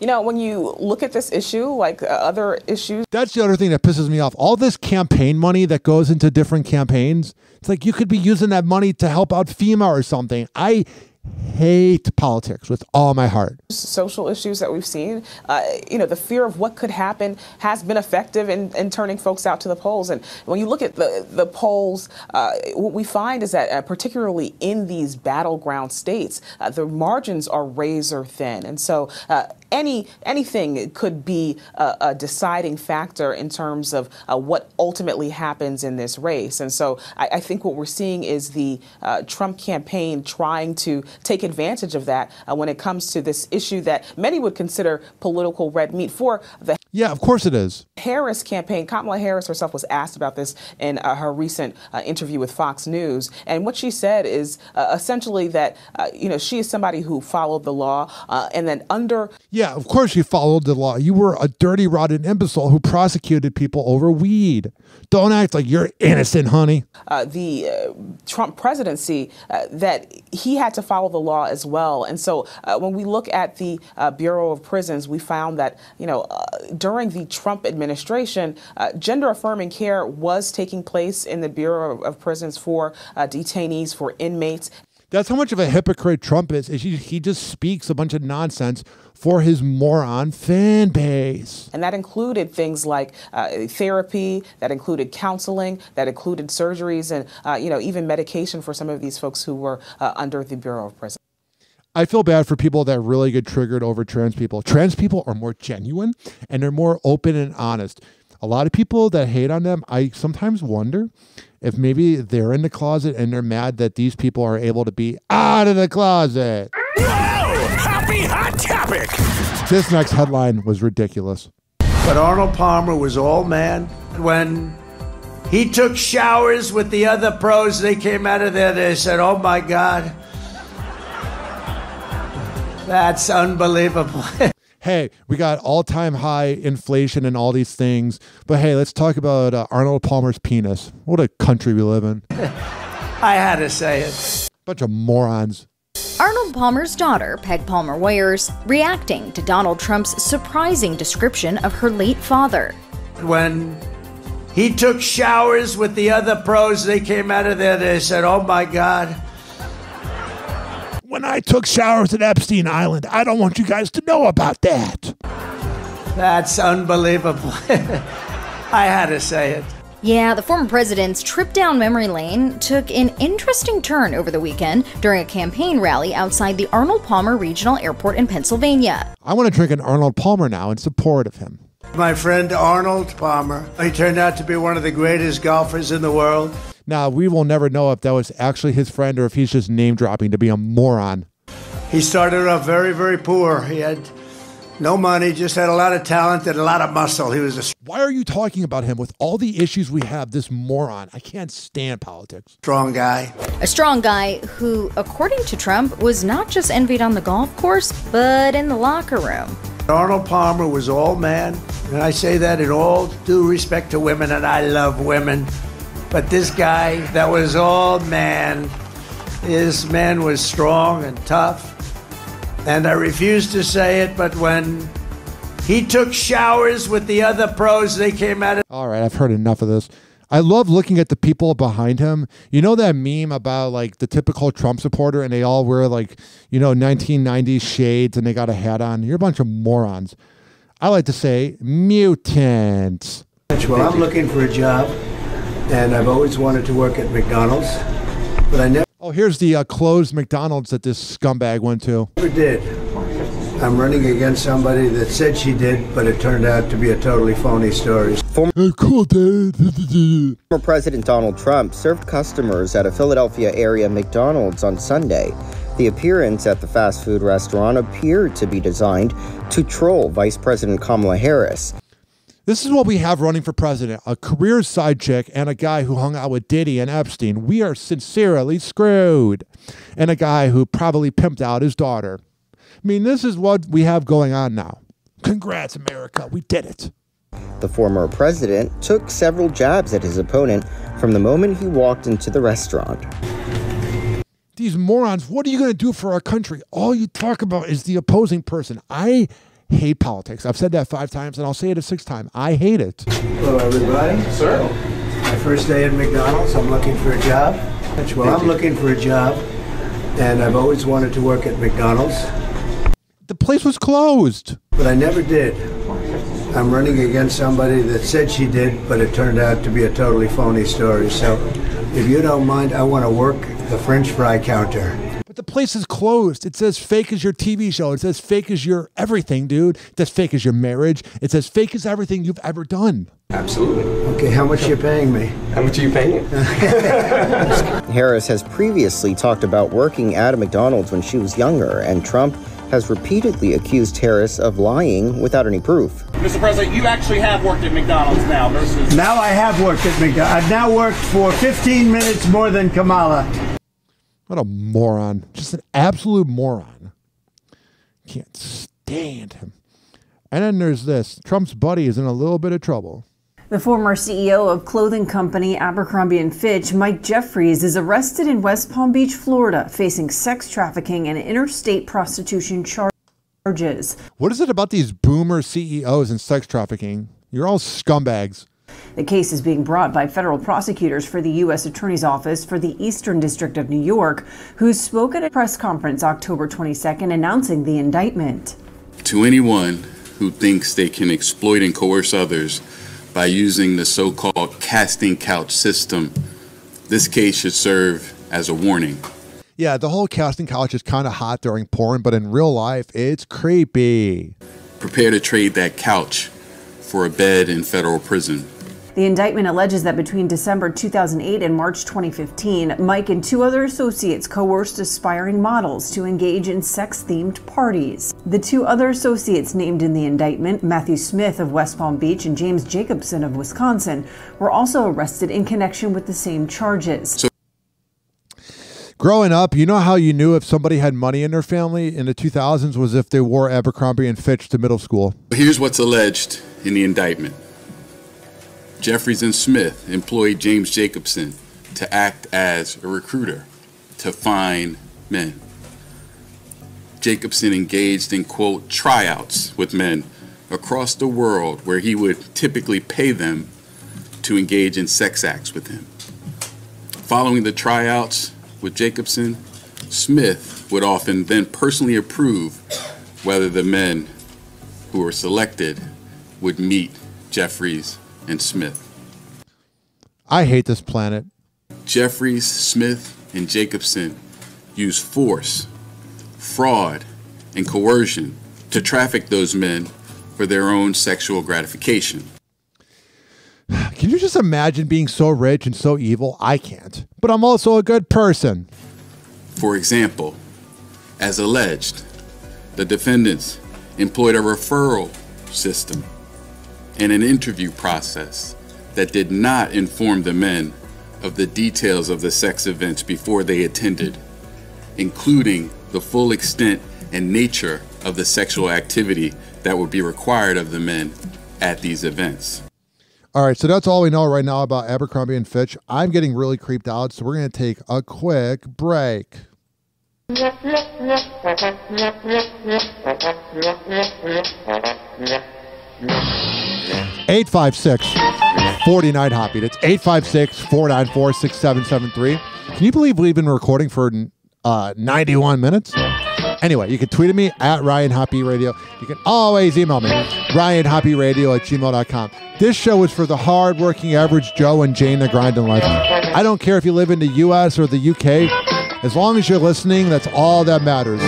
We will be right back on Hoppy Hour after this. Do not touch that radio dial or that streaming device. However the hell you're listening to Hoppy Hour. We'll be right back. Hang on.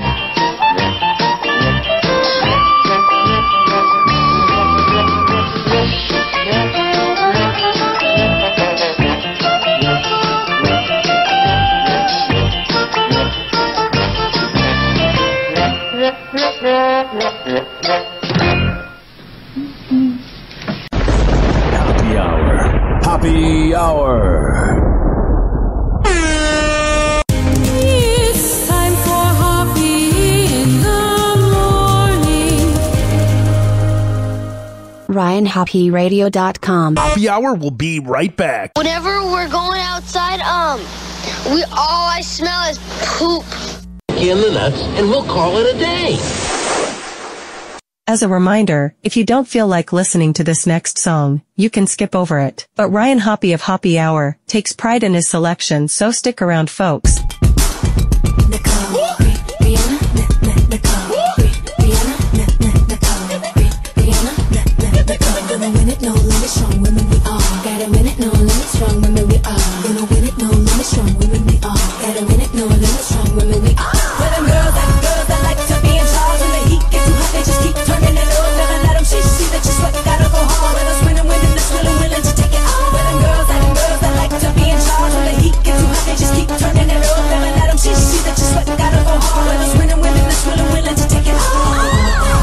See both of us on the catwalk representing our culture, where the time and day has changed, where the women wear the pants without changing their last names, where the word diva, mean diva, we run Las Vegas, and when the stock exchange bangs and we got claim to the change, all a girl wants, all a girl needs, it's just all those simple things, like to be careful, to have them be there for you, matters those sweet things, that's all a girl really wants. Where them girls that like to be in charge, when the heat gets too hot, they just keep turning it on. Never let them see that you sweat, gotta go hard. Where those winning women that's willing to take it on. Where them girls that like to be in charge, when the heat gets too hot, they just keep turning it on. Never let them see that you sweat, gotta go hard. Where those winning women that's willing to take it on. We exude confident, being held taught to fail, never happen again. We don't wait, we get paid for our trade. Nowadays we sip lemonade.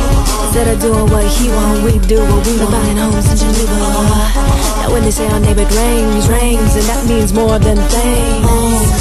All a girl wants, all a girl needs.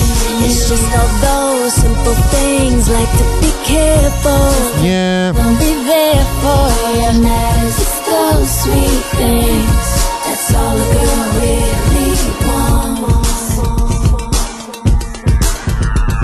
Where them girls that like to be in charge, when the heat gets too hot, they just keep turning it on. Never let them see that you sweat, gotta go hard. Where those winning women that's willing to take it on. Where them girls that like to be in charge, when the heat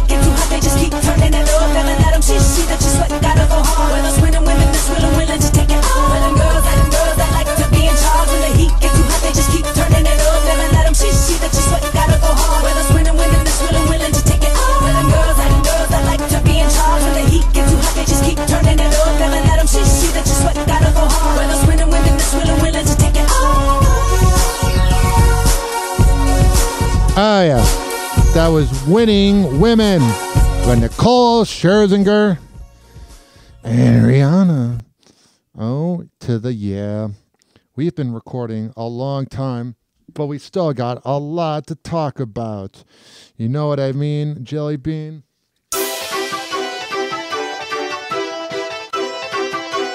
Happy Hour will be right back. Happy Hour will be right back. Happy Hour will be right back.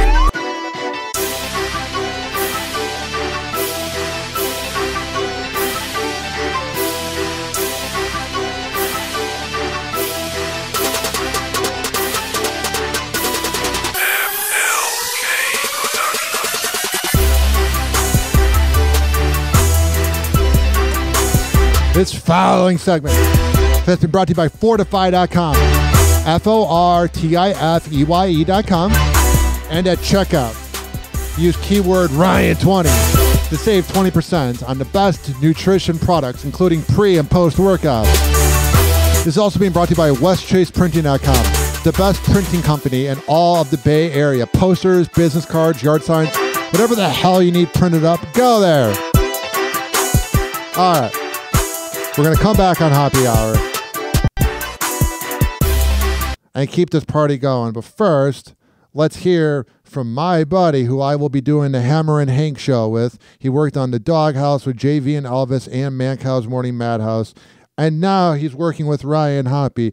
What an upgrade in his career. Here is this right now on Happy Hour. Be prepared to be emotional. People with autism are often treated like they are different. Believe me, we are. Hi, this is Henry Oakes, but my buddies may have known me as Hammer and Hank. I was labeled as slow when I started school. Come to find out at the age of 12, the doctors decided I was autistic. Now at the age of 48, I have completed an associate degree in radio broadcasting and worked in the San Francisco Bay Area as an on-air personality. So yes, I am different. People with autism have no needs, no different than you. Laugh, love, and learn to get an education and join the workforce. I did it, and so can anyone else with autism. So when you meet someone with autism, don't feel sorry for them, work with them. Find out for yourself that autism isn't a disease, it's a condition. To find out more about autism, please visit autismspeaks.org. Autism Speaks. It's time to listen.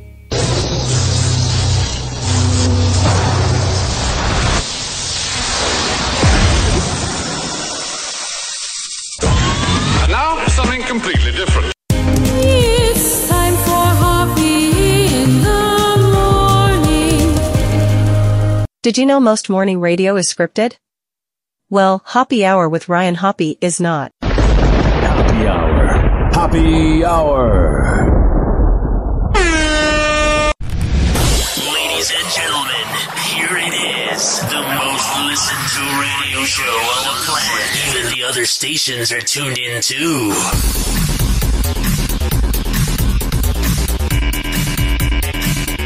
Wake up to the beat, y'all. Happy in the morning show. Ryan's got the heat, podcast radio, go. Syndicate away, so tune in, catch the flow. Happy hours the blaze, yo. Every morning, go, go, go. Happy hour with Ryan Hoppy. Every morning, feeling so fly. Wakes you up like a cup of coffee. Tune in, never say goodbye. Oh, yeah. Laughs and talks, vibes so high. Ryan's got the sound. 856-49-HOPPY. That's 856-494-6773. You can tweet at me at Ryan Hoppy Radio. You can always email me, RyanHoppyRadio@gmail.com. Right now, I have NBA TV on, and a lot of sexist people complain about women doing sports. My goodness, it's Allie LaForce of TNT, a good-looking woman. That's not all she provides. She's great at what she does, but hubba hubba.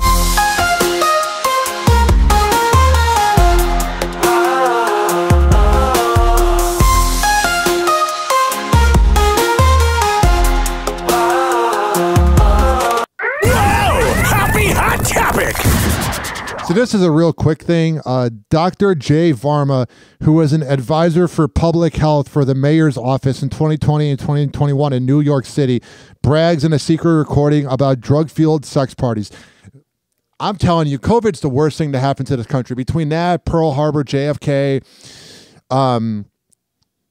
it's just, this all sucks. Listen to this. I actually was the one who convinced the mayor to make it a mandate. Like, New York City found out that you were having sex parties during COVID? Yeah. This is the people that told the elderly that they had to die alone. These scumbags. Yeah, it would have been real bad. We went to some like underground like dance party like underneath a bank in Wall Street, and we were all rolling. We were all taking Molly, and Why do like the rich and elite always have these underground sex parties? I like having sex just in a bedroom. everybody's high. So I had to play that. It's real quick, but he just looks like a scumbag. And if you're listening, Dr. Jay Varma, I usually don't swear on my show, but you can go, fuck yourself. Dodgers versus Yankees World Series tickets skyrocket. $1,000 for the cheap seats. At least sports is affordable nowadays. Also right here, Polo G busted with loaded gun after traffic stop for speeding. I don't get these rappers that like speed. If you're riding dirty in your car, you should probably be going the speed limit. Don't understand. Like, I like Polo G. I think he makes good music, but it's like, bro, what the hell are you doing? One of my biggest, I don't want to say fans. I said this backwards. I'm a huge fan of Kendra Sunderland. She was the library girl who makes porno, and her marijuana possession case was dismissed. And this was in Texas, where it was a felony marijuana possession. She had a 1 gram of THC, and she had a vape pen. Oh, man, I'm telling you right now, the fact that we haven't completely fixed all the marijuana rules really gives me no hope for the world. Like, the fact that we arrested a porn star for smoking weed, she's probably had a hard life, which is why she's in porn. So if she wants to smoke, let her. Here's Kristen Cavallari talking about Jay Cutler. Really quickly, just before we get into the episode, I wanted to hop on here and just let you guys know that this episode was recorded right before a very public incident happened last week with my ex-husband. That's one way to say it. So just keep that in mind as you're listening. I will not be commenting on what happened. I do, of course, wish Jay nothing but the best.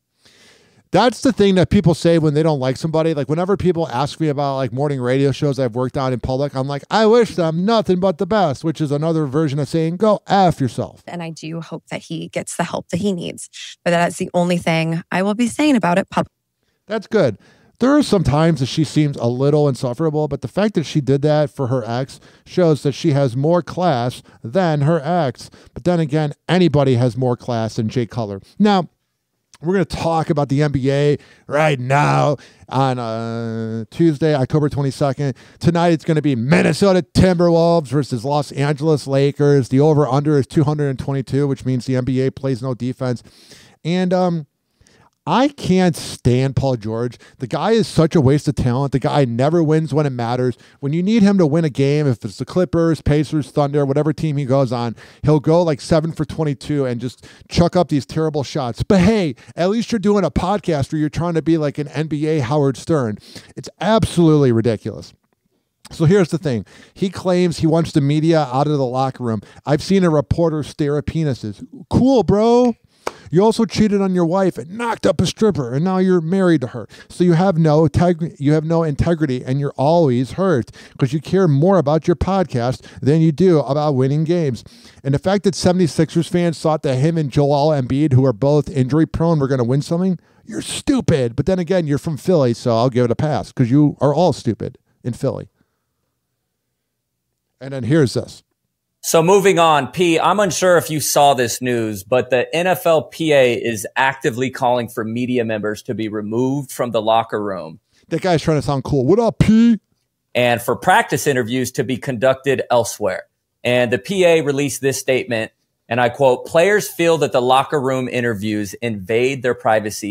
Oh, cry me a river. You guys all make $200 million. The NBA, if you don't make $100 million, you're not making any money. Every player is getting a minimum of $100 million. Talking to the media, that's their job. If it wasn't for the media and the fans, you would be nothing. So cry me a river. And are uncomfortable. This isn't about limiting media access. No, it is. You don't like questions. Hey, Paul George, why did you choke when it matters? But about respecting players' privacy and dignity. What do you think about that? You gotta think about it. Kind of like when I overthink a jump shot and lose it for my team when they need me. Because I'm Paul George. I didn't see that, but I agree. So, P, other players chimed in with some very, very interesting tweets.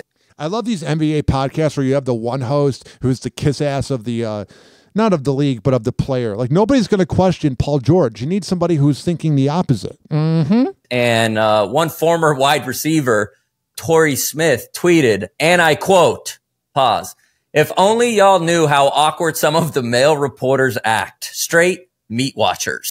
Well, hell yeah, that's what you got to do.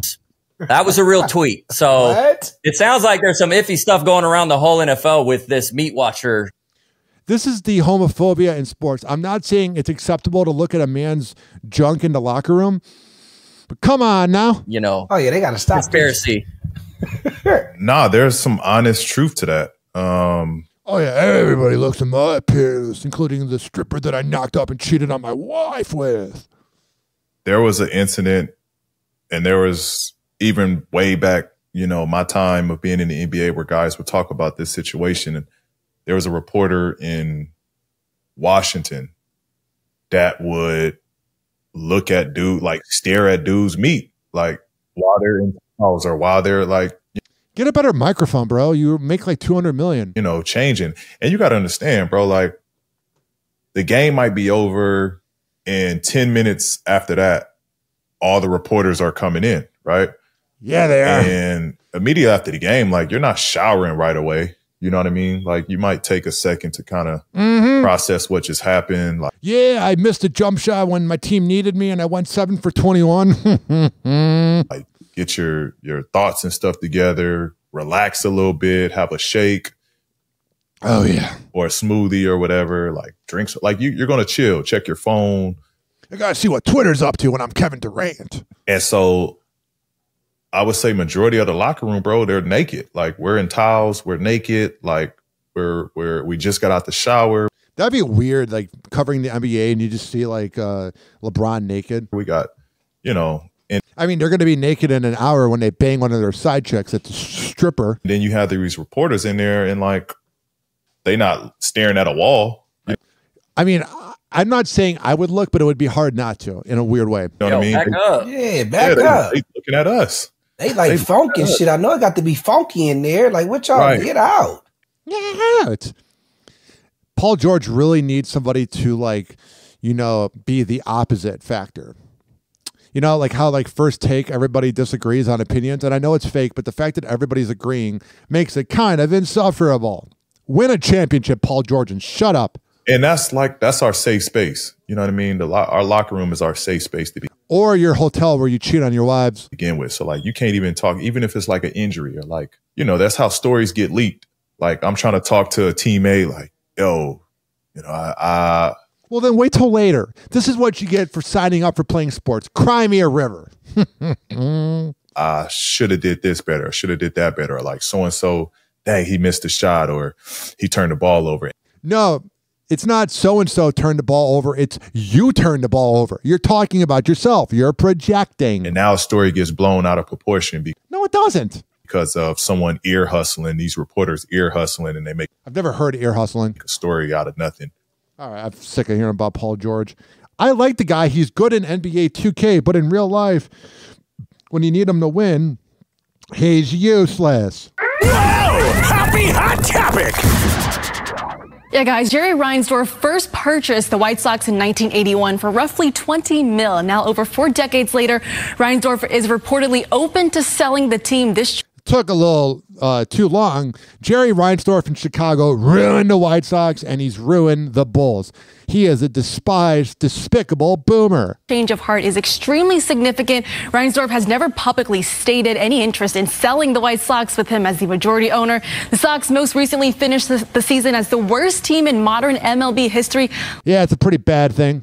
Losing 121 games. I'm joined It's bad. right now by MLB.com Scott Merkin, the White Sox beat reporter, live in studios with us here to discuss more. Scott, first off, quite the change in stance from Jerry. What do you think prompted this potential decision? Well, I think potential is the key word here with Jerry. I mean, we just talked to him, not just, but last year when they hired Chris Getz, he met with about 15 of us, and he was asked straight on, what do you think about selling the team? And he joked that he doesn't golf, he doesn't play bridge, so he doesn't really have hobbies, so baseball, and he's very passionate about baseball. So he may be passionate, but he's very bad at being an owner. I can't even answer that because it's hard for me to either. I mean, I trust Brittany Gurley, who wrote the article. I worked with Brittany. I know Brittany. But I also, think maybe it's not. Potential is the key word on this. Why is every baseball analyst sound so nerdy? Oh, it's because you're covering baseball. And it may just be an exploratory type of thing. Now, if this is something that is true, can you break down what a sale would mean for this team? Does that involve a potential move as well? I know there's been some conversations with that as well. I think that's so hard to say, and I think it would be not in. I mean, I can't speak for the commissioner or anyone in the main office, but I can't imagine not having two teams in Chicago. Okay. Yeah, even though nobody cares anymore. There's a lot of White Sox fans, but it's not a big deal anymore. It's also not a safe neighborhood. Number 3 market in the country, right? And have passionate, diehard fans on both sides of town. I just don't see the White Sox going anywhere. All right, I've heard enough of you. This headline's very strange. See you soon. Hugs goodbye, a pretty common thing. But at one airport, there's now a time limit on them. Don't have hug police, not yet anyway. Signs are now up at the Dunedin Airport in New Zealand. To be fair, more loitering, so people taking a bit of extra time in the drop-off zone when they could actually move. Yeah, I try to hurry. Whenever I'm dropping off my mom at the airport, it's always an emotional moment, and then it's weird because I feel like other cars are getting mad at me, especially in Chicago. In Tampa, people are more chill, but in Chicago, they're spicy and very angry and fast-paced. So people taking a bit of extra time in the drop-off zone when they could actually move into the car park, get their 15 minutes free and create space for others. That say, it's hard to say goodbye, so make it quick. 3 minutes max. The reasoning is pretty simple. This is about people dropping off, having a hug, having a farewell and moving on. And we really want to create space for others to be able to do the same. This is about safety and reducing congestion during our peak times. Sure, it's an odd rule. Like anything, you're gonna create a bit of debate. But at least authorities know to get a little cheeky with it. But I don't see this as humane at all. And actually, it's really, really important that we are having a bit of fun with this. This is Inside Edition Digital. Thank you for that. 856-49-HOPPY. That's 856-494-6773. You can tweet at me at Ryan Hoppy Radio, and you can always email me, ryanhoppyradio@gmail.com. Zach Bryan breaks up with Brianna Chicken Fry. That's a weird last name, leaving her blindsided over cryptic statement. Zach Bryan and Brianna Chicken Fry have officially split up, with drama on both sides, both escalating via social media. Come on, dude. I know the women always make posts about the ex on social media, but when you're doing it as a man, you're a bitch. He posted this, Zach Bryan did. Brianna and me have broken up with each other, and I respect and love her with every ounce of my heart. Well, if you loved her, you wouldn't be dumping her. She has loved me unconditionally for a long time, and that I'll always thank her. I have an incredibly hard year personally and struggled through some pretty severe things like pissing off Swifties and then being whipped. I thought it would be beneficial for both of us to go our different ways. I am not perfect and never will be. Please respect Brianna's privacy and space in this. And if you have it in your heart, mine too. With everything I am and to anyone I let down, I am sorry. First of all, it's your own breakup. You're not letting anybody down. And second of all, if you wanted privacy, don't talk about it. I failed people that love me and mostly myself. And then she posts, hey guys, I'm feeling really blindsided right now. I'm going to hop off social media for a while and attempt to heal privately. When I'm ready, I will be back and ready to talk. I love you guys so much. Thank you for all your kind words. Remember, you are so loved and everything's going to be okay. Trust me, we don't care. Nobody's going, oh my God, they're breaking up. My life is so affected. This is why celebrities are so strange, is they think like that we care. I don't know. I don't know. Why is this playing? I have no idea why this planet thinks that we care about things, but we don't. 76ers stars Joel Embiid and Paul George ruled out for NBA season opener versus Giannis and the Bucks. But hey, at least Paul George is talking about people looking at his penis in the locker room. Those are the real priorities.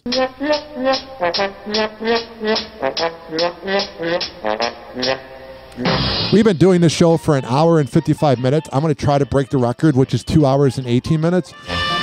But first, call me, 856-49-HOPPY. That's 856-494-6773. You can tweet at me at Ryan Hoppy Radio, and you can always email me, ryanhoppyradio@gmail.com. This show is for the hardworking average Joe and Jane that grind in life. I don't care if you live in the U.S. or the U.K. As long as you're listening, that's all that matters. We will be right back on Hoppy Hour after this. Do not touch their radio dial or that streaming device after searching HOPPE Radio. However you're listening, we appreciate it. We'll be right back. Hang on.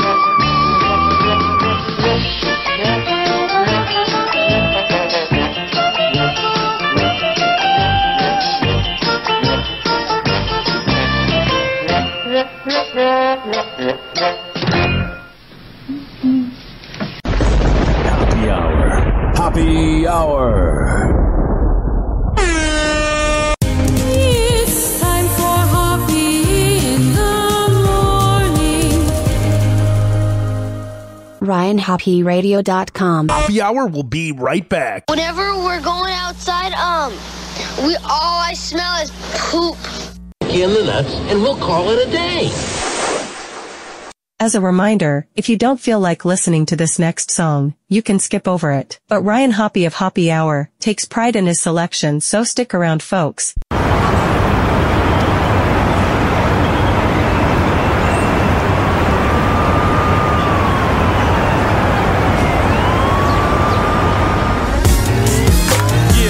Addictive, Street Sweepers Entertainment / Flip Mode. Yours truly, Pat Poos. Let's go. All your sweet talk, it don't mean a thing. Let me break it down for you, make it simple. I got a question, not gonna ask twice. When you're chilling with that girl on Saturday night, you try to play me, acting like a fool. Saw you kissing up another girl, breaking the rules. Have your fun in the game, but when you get home, lady, you'll be packing your things. Cause you thought you had the best, I knew, but you just didn't see. Should stop before you mess around. That's gonna look at you were everything to me, but sorry, babe. You don't mean a thing, not a thing to me. Thought you were anything, babe. You are everything to me, but sorry, babe. You don't mean a thing, not a thing to me. Thought you were anything. Tell me one thing before I let it out. Was she worth the problems that you're asking? Having now, but you can have her. Call her up on the phone, tell her that you're coming over. I don't want you to know. Get your lies out my face, take it to your other girl. She can deal with the case. Cause you started the game. There's nothing more that you can say to get me to stay. You thought you had the best of me, but you just didn't see. Should stop before you mess around. That's gonna work it out. You were everything to me, but sorry, babe. You don't mean a thing, not a thing to me. Thought you were ready, baby. You were everything to me, but sorry, baby. Y'all know this is, Pat Poos. I want you to have all my children. You should feel honored. We live in the days of our lives with no Oscar.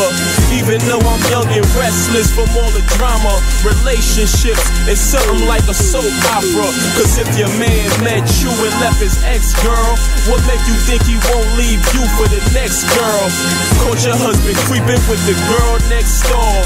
It came back like a boomerang, you vexed, girl. Equality is what keep me and my lady standing. So when I tell her she pretty, she tell me I'm handsome.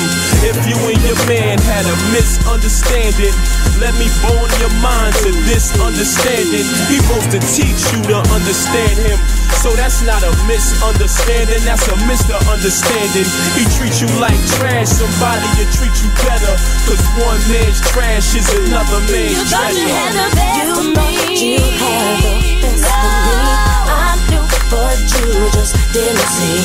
Should've thought before you messed around. I'm extra strong.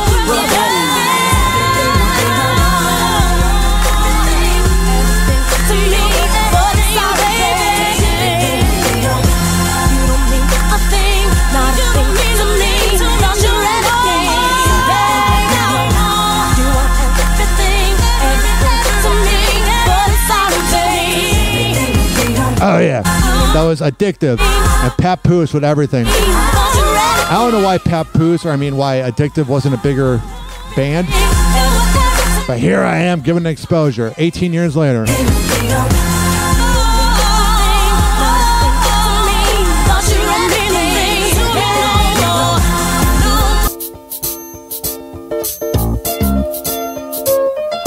Happy Hour will be right back. Happy Hour will be right back. Happy Hour will be right back. Oh yeah, 2 hours and 1 minute. Let's go.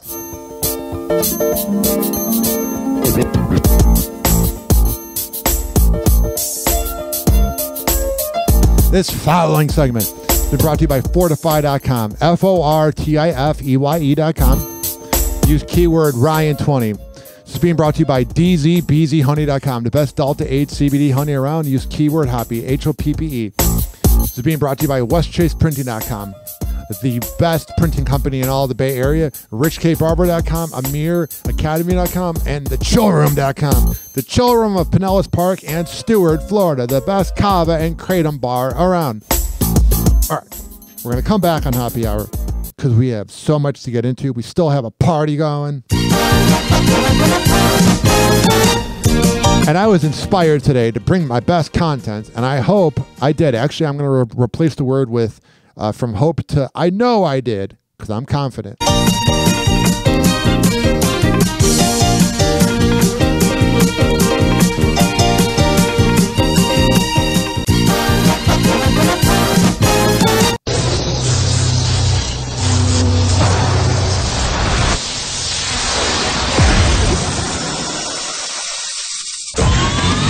Something completely different. It's time for Hoppy in the morning. Let's check in on my cat and see what she thinks of Happy Hour.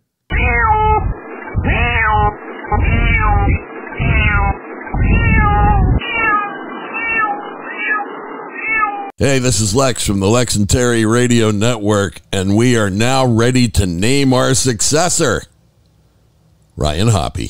Did you know that Ryan Hoppy got a vasectomy? Well, now you know, and we aren't even sure why we told you. Welcome back to Hoppy Hour. Happy Hour.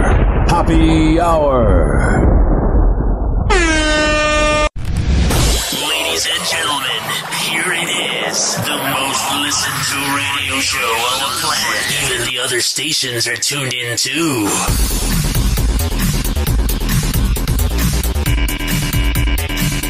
Lights are bright, the night's alive. Ryan Hoppy's where we thrive. Laugh and chat until we're free. Hoppy Hour, just you and me. Drinks are cold, the vibe is right. We won't stop until daylight. Raise your glass, let's make a toast. Ryan Hoppy, he's our host. Happy Hour, party time. Dancing rhythm, every line. Friendship, laughter, that's the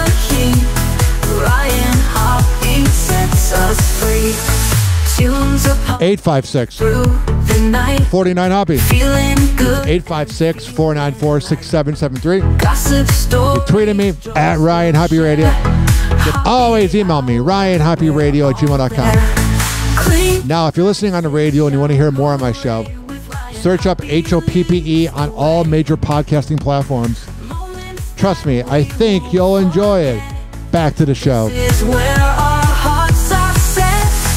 In this room we all belong. Ryan Hoppy makes us strong. Whoa! Hoppy Hot Topic! Sean Diddy Combs' children are breaking their silence about their dad's arrest. The joint statement, which was posted on Instagram, featured a photo of the entire family and a caption that said, "The past month has devastated our family. Many have judged both him and us based on accusations, conspiracy theories, and false narratives that have spiraled into absurdity on social media. Yeah, these kids are in utter denial. We stand united, supporting you every step of the way." Yeah, you're supporting him because he's a paycheck. I get that he's your dad and you kind of have to have his back. But that is a sign, ladies and gentlemen, boys and girls, that they just cannot believe. I don't know. I just can't take this planet anymore. Everybody's so annoying. Everybody thinks they know everything. No, guys, listen. Your dad's a rapist. Your dad is a bad person. Your dad is just going to burn in hell, even though hell is not real. We hold on to the truth, knowing it will prevail and nothing will break the strength of our family. Yeah, it's going to prevail that he's a pedophile. We miss you and love you, Dad. I get that you love him, but you're gaslighting by thinking he's not guilty. Tagged on the post are Combs' eldest, Quincy Brown, and siblings Chance, Justin, and Christian, and twins Jesse and Delilah. The rapper was arrested on September 16th. He's in federal custody, awaiting trial on counts of sex trafficking, racketeering, conspiracy, and transportation to engage in prostitution. So yeah, he is in a little bit of trouble. 856-49-HOPPY. Whoa! Hoppy Hot Topic! It's a painful pilgrimage. Liam Payne's father gazes down from the hotel balcony where the One Direction star plummeted to his death. He stood there for a few poignant moments before going back in the suite where the 31-year-old singer spent his final hours. It's pretty sad, the fact that, like, I get that we need paparazzi to, like, cover everything, but it's crazy how they got access to his hotel room with all the cocaine he had and that they're flying a drone over his dad. It's pretty pathetic. There was total chaos when Payne's father, 66-year-old Jeff Payne, arrived at the hotel. Cops and security guards plowed a path through crowds of fans and photographers. There was even a physical altercation between a security guard and a photographer. I can't imagine being a paparazzi. You're pretty much admitting you're a scumbag.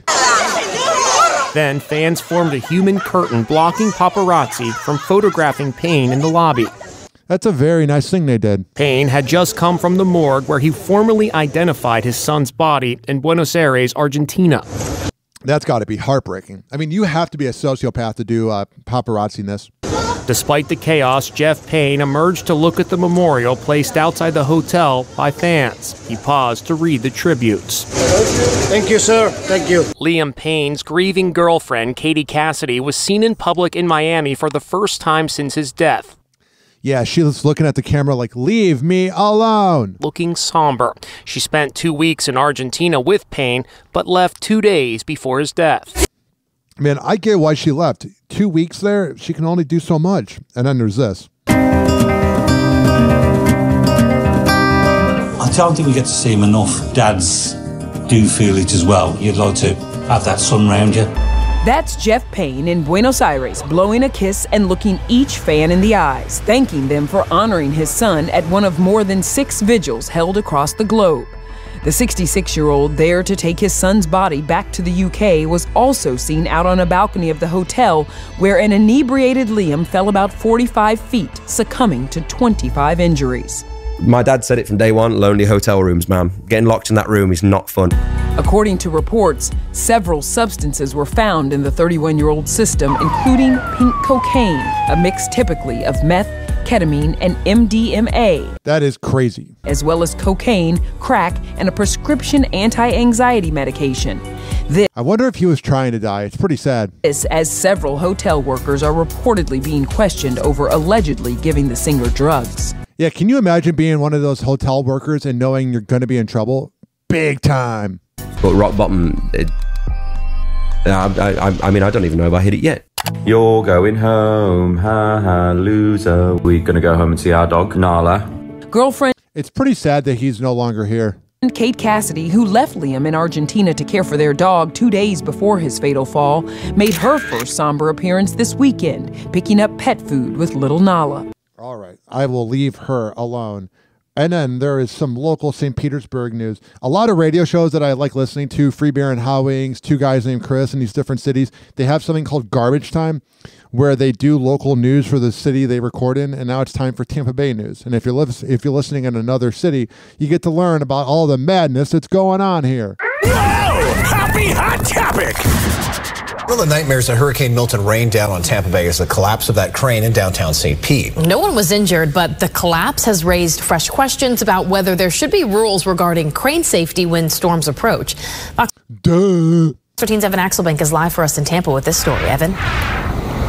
Well, of course, our area has been swarmed by these cranes since the construction boom started in Tampa Bay a number of years ago. What to do about those cranes, though, in a storm is not up to anyone other than the people who own them.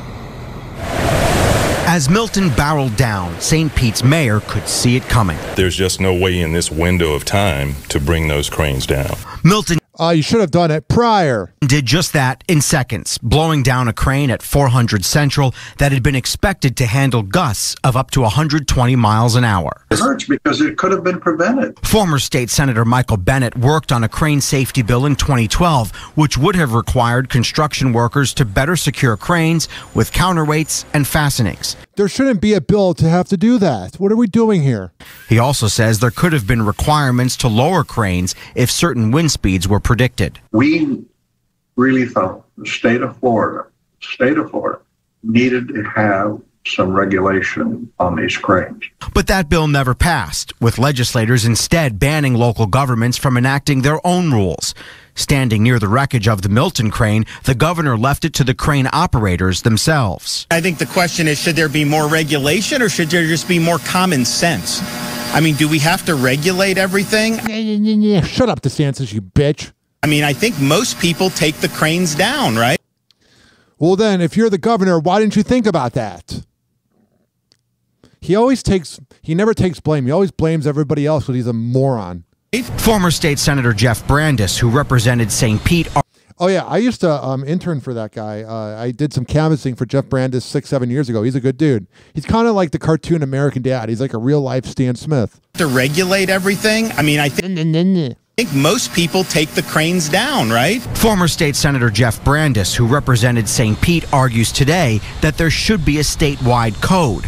He admits that even that would have limitations. Why? I don't know. Like, you ruined a business.